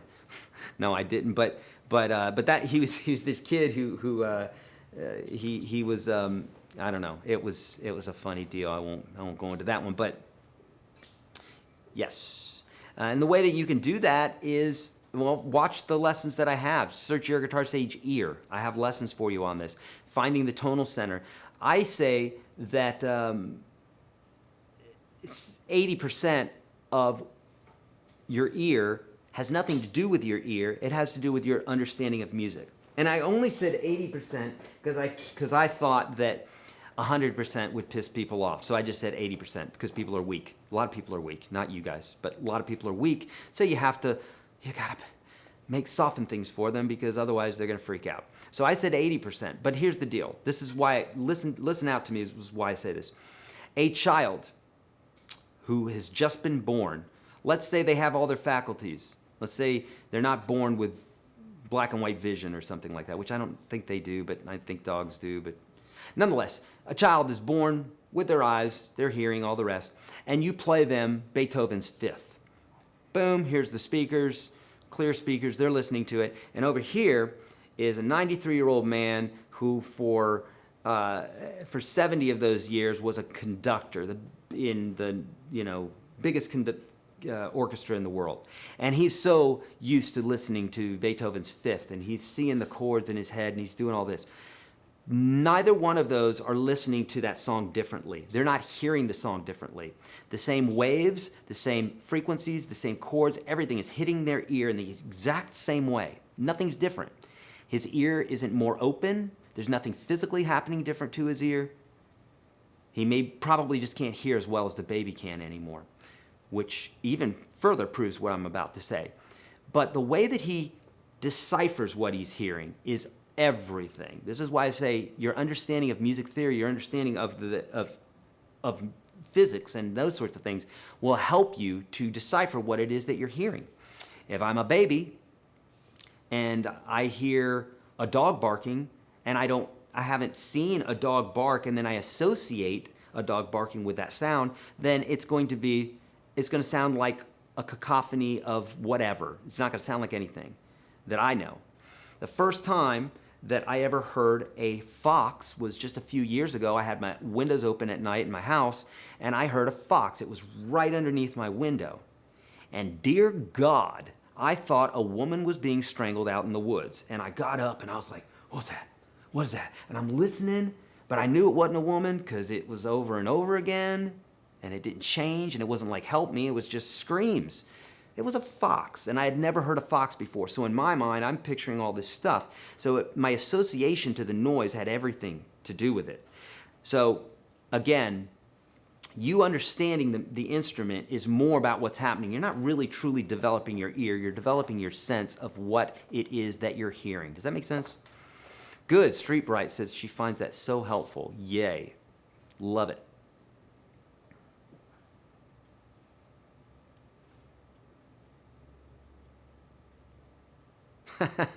Nunya, yeah, I have some relatives I'd like to pitch.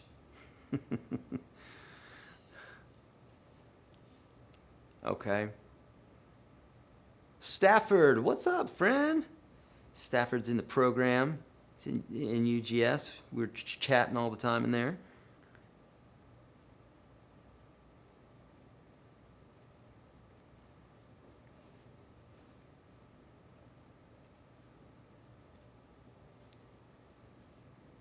Okay, good. All right. All right, other questions. If you have questions, all caps, question mark. You're not yelling at me. That's okay. I kind of like that. Okay? It makes me be able to see things easier. Thanks, Jeff. Is that a 0 fret on your telly? If so, what's the difference? Does it make in the sound? Jeff, no, it's not a 0 fret. It's just a straight up, nut. I have one guitar that has a 0 fret, I think. I don't even know. I think my Gretsch has a 0 fret. And what that means is this. You have the nut, and then you have a fret right here. You can't even get your finger behind it, so that's why they call it a 0 fret, because you can't use it. Someone might say, well, why would you put a fret there? And I think that's a great question that I can't answer. And I actually did the research, and it meant so much to me that as a guitar player for almost 40 years here, I didn't think it was necessary to retain it. So I can't even tell you. If you just search what's a 0 fret for on Google, you'll find it. I think it has something to do with intonation or setup on the guitar. I forgot, but there's a reason it's not sweeping the nation right now. That it's not. You know, why don't we have 0 frets on all of our guitars? Well, that's exactly probably the reason why I did not retain that information. A little rough there, Sage. Was I being ugly? Was I being ugly? I don't know. There's a chance of it.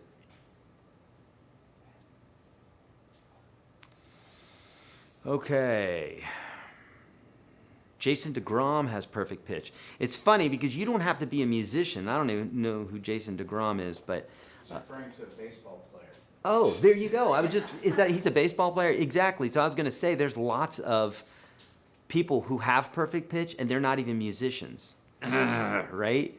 It's like, so what do you do with that? I heard, is it Clint Eastwood? I think Clint Eastwood may have perfect pitch too, or Harrison Ford, or some actor like that has it, and they're not even using it, right? So I went to school with Gordon Mote, who's a famous session piano player, and we would have sessions together. This is back at Belmont University, and that guy, he was blind and had perfect pitch, and he was a kick-ass keyboard player. Piano player, so just an anomaly, really cool guy. But I could go up to the keyboard and just do that, just like smash or just grab any notes that I wanted to. And then I could say, okay, Gordon, name the notes. And I could be pressing down 10, 12 notes at once because I'm fat fingering 2 keys down at a time or something. And I'd say, tell me the notes. And he would be able to name them from the lowest note to the highest note by name exactly every time. I mean, that's a guy who has perfect pitch. That's what it's good for. And that is, I mean, think about like if you were transcribing, how valuable that would be. You're just like, oh, there's the chord, boop. Or as a conductor to be able to do that. Like he's hearing all sorts of stuff. But again, he's not, his eardrum, I can't imagine, I don't know a ton about the anatomy, but my guess would be his eardrum is no different than yours and mine, in that, so the physical structure of it is not doing anything differently, but maybe there's a part of his brain that's more active or something that can decipher that information. Or it could be that he has something in his ear that makes him do that, but I don't think that. There's a guy, I forget his name, but if you were to Google search, you know, perfect pitch, David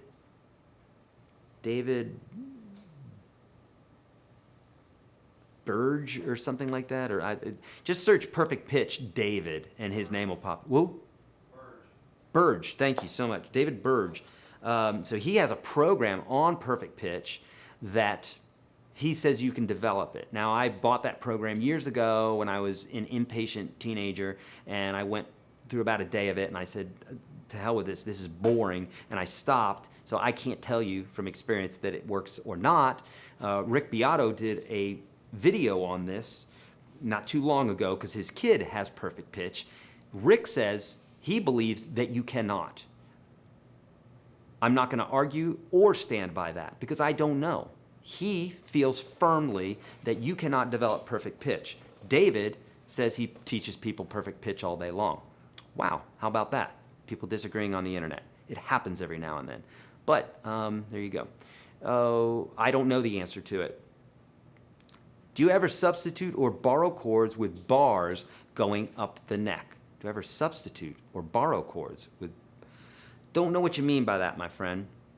Do I substitute chords? Yeah, I substitute chords all the time. Do I borrow chords? If you mean by the sense of do I borrow chords that are outside of the key that we're in? Yes, I do that all the time. Can you do it with bar chords? Yes, you can. But I don't know if that's what you're asking.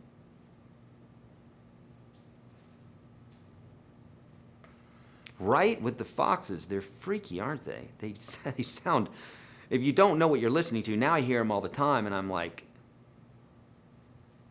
it's a fox.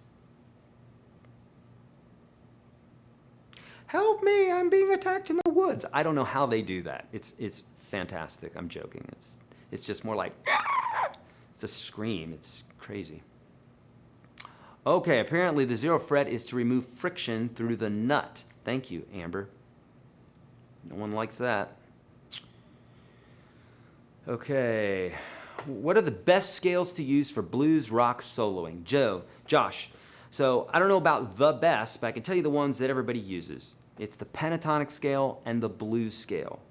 I say that if you understand the major scale for understanding music theory, that's great. But really when it comes down to soloing and that sort of thing, dear Lord, heaven above, I use the blues scales and the pentatonic scales like 99% of the time. And most players do too.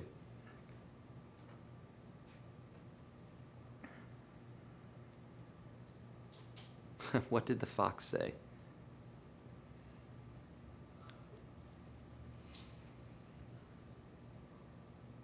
He's a Belmont guy. Yes, I'm a Belmont guy. He was a Belmont guy. My wife is a Belmont gal.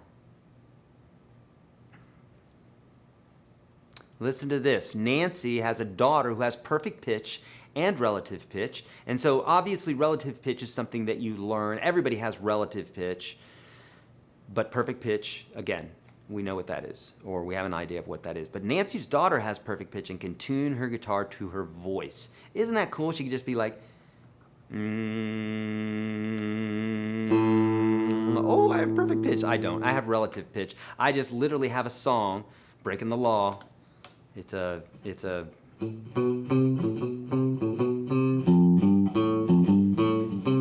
It's a Judas Priest song, and I played it a bunch when I was a kid, and so I just got to go, there it is. So that's what we call relative pitch. But I could just have, well, been wrong on that. Or if someone said, sing a F sharp, I'd go, let me see, I'd go,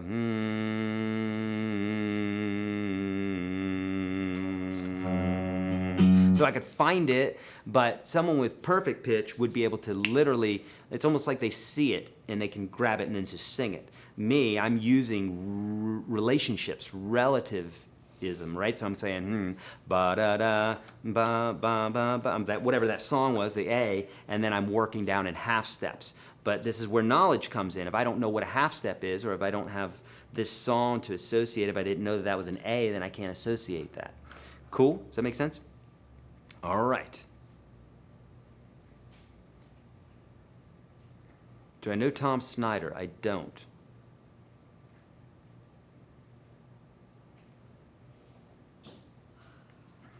I have perfect pitch. It's just with notes that aren't on any musical scale. All right. Good one.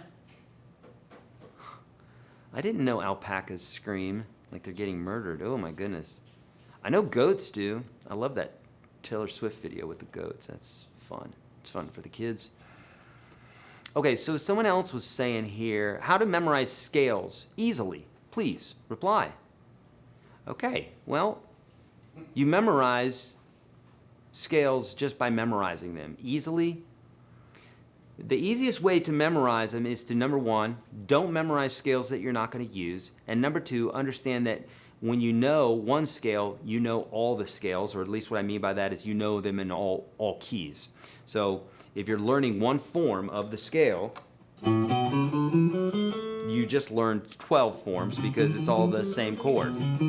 Or at least you learned 12 keys, right? So it's all the same form, just playing up the neck. So that's the easiest way to do it. And also just learn one form at a time. If you want to know which scales to learn, pentatonic, I think, would be the best one for you for learning how to improvise. Major scale for understanding music theory, etc., etc. Cool? All right. Beautiful. Peacocks. I've heard peacocks before. Yeah, we have a lot of those in Florida. There's one neighborhood, actually, that's on Cocoa Beach.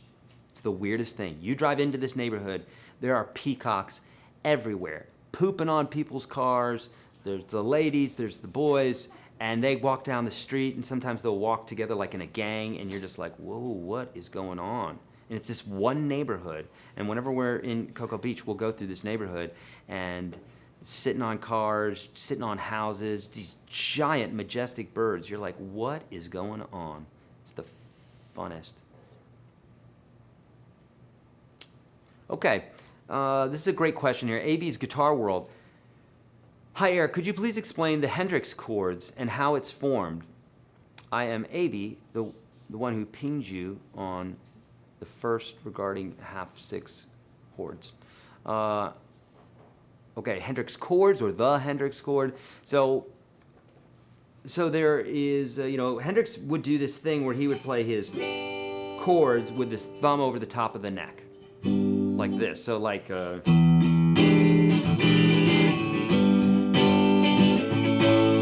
played his major chords like that, minor, and basically what he's doing is the top four strings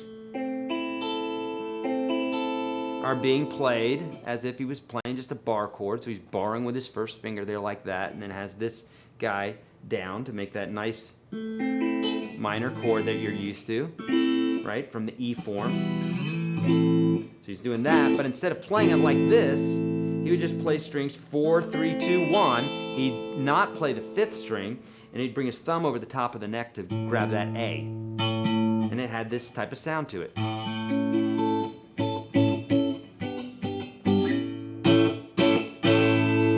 As opposed to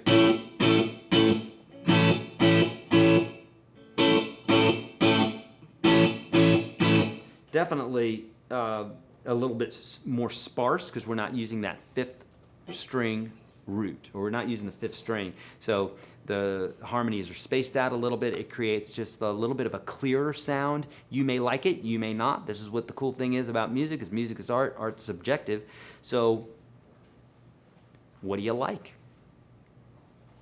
You know, tips for bar chords. New fall. Watch yesterday and watch today. That's the tips. That's what we've been doing for the last 2 days. Yes, indeed. Watch those, friend.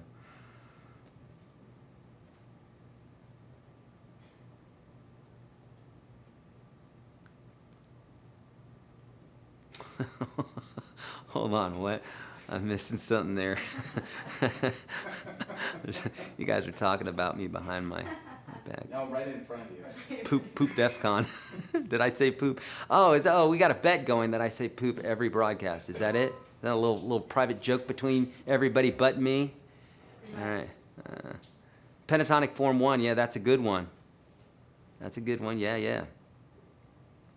All right. Hey, Eric, would you use the major pentatonic to solo or just the major scale? Well, to solo, the major pentatonic is a good one. Any of the pentatonics are great. Major scale is great for understanding music theory. It's good for soloing too. You can do that, but I would suggest using the pentatonic scale first. It's only 5 notes, so 2 less notes, and it's more stable, meaning the notes are easier. What I mean by that is it's harder to play a wrong note when you're using the pentatonic. So that's a good place to start. We start on a tricycle before a bicycle, before a motorcycle, before the X Games, right? Start on a tricycle. It makes a lot more sense. Don't be a hero and be that guy who hits that ramp on the X Games and you have yet to even ride a tricycle. That is going to be a YouTube video that you'll wish was never made. So same thing with playing guitar. Start at step 1, then step 2, then step 3, and so on and so forth, okay? The Eric check sheet. Rabbit hole, bear up a tree, poo. That's not entirely untrue. In fact, it's totally right. All right, friends, thank you so much. We just posted some bits there in the chat. So at least on YouTube, friends, we just posted some bits in the chat. What's that? It's everywhere. It's everywhere. Oh, thanks, Em. It's everywhere. So here you go, friends. If you have not already, please like this video. Can you do that for me? Go ahead and hit that thumbs up. If you have already, then share it out into the interwebs with all the kids, because we want more kids to come see us so that we can learn, so we can all learn. I call everybody a kid, whether you're 100 or 7. You're a kid to me, and I'm a kid. So cool. Share with the friends. Subscribe, hit the notification bell, all that good stuff. You guys are amazing. Thank you so much for the super kind donations today. Really, really appreciate it. Be looking out this weekend. I don't know when, but we're setting up some new protocols and what have you. But we're going to be live next week, Monday and Tuesday from 11 a.m. to 1 p.m. That's how we're going to be doing it, okay? And it'll be a series. And as per usual, I'm going to teach for an hour or so. And then lessons, or then questions, and same thing with the following day. We may keep it to 2 hours. We may go an hour and a half. We may go an hour. I don't know yet. We're gonna talk about it. But nonetheless, Monday and Tuesday, join me next week. See you guys then. Thank you so much. Peace.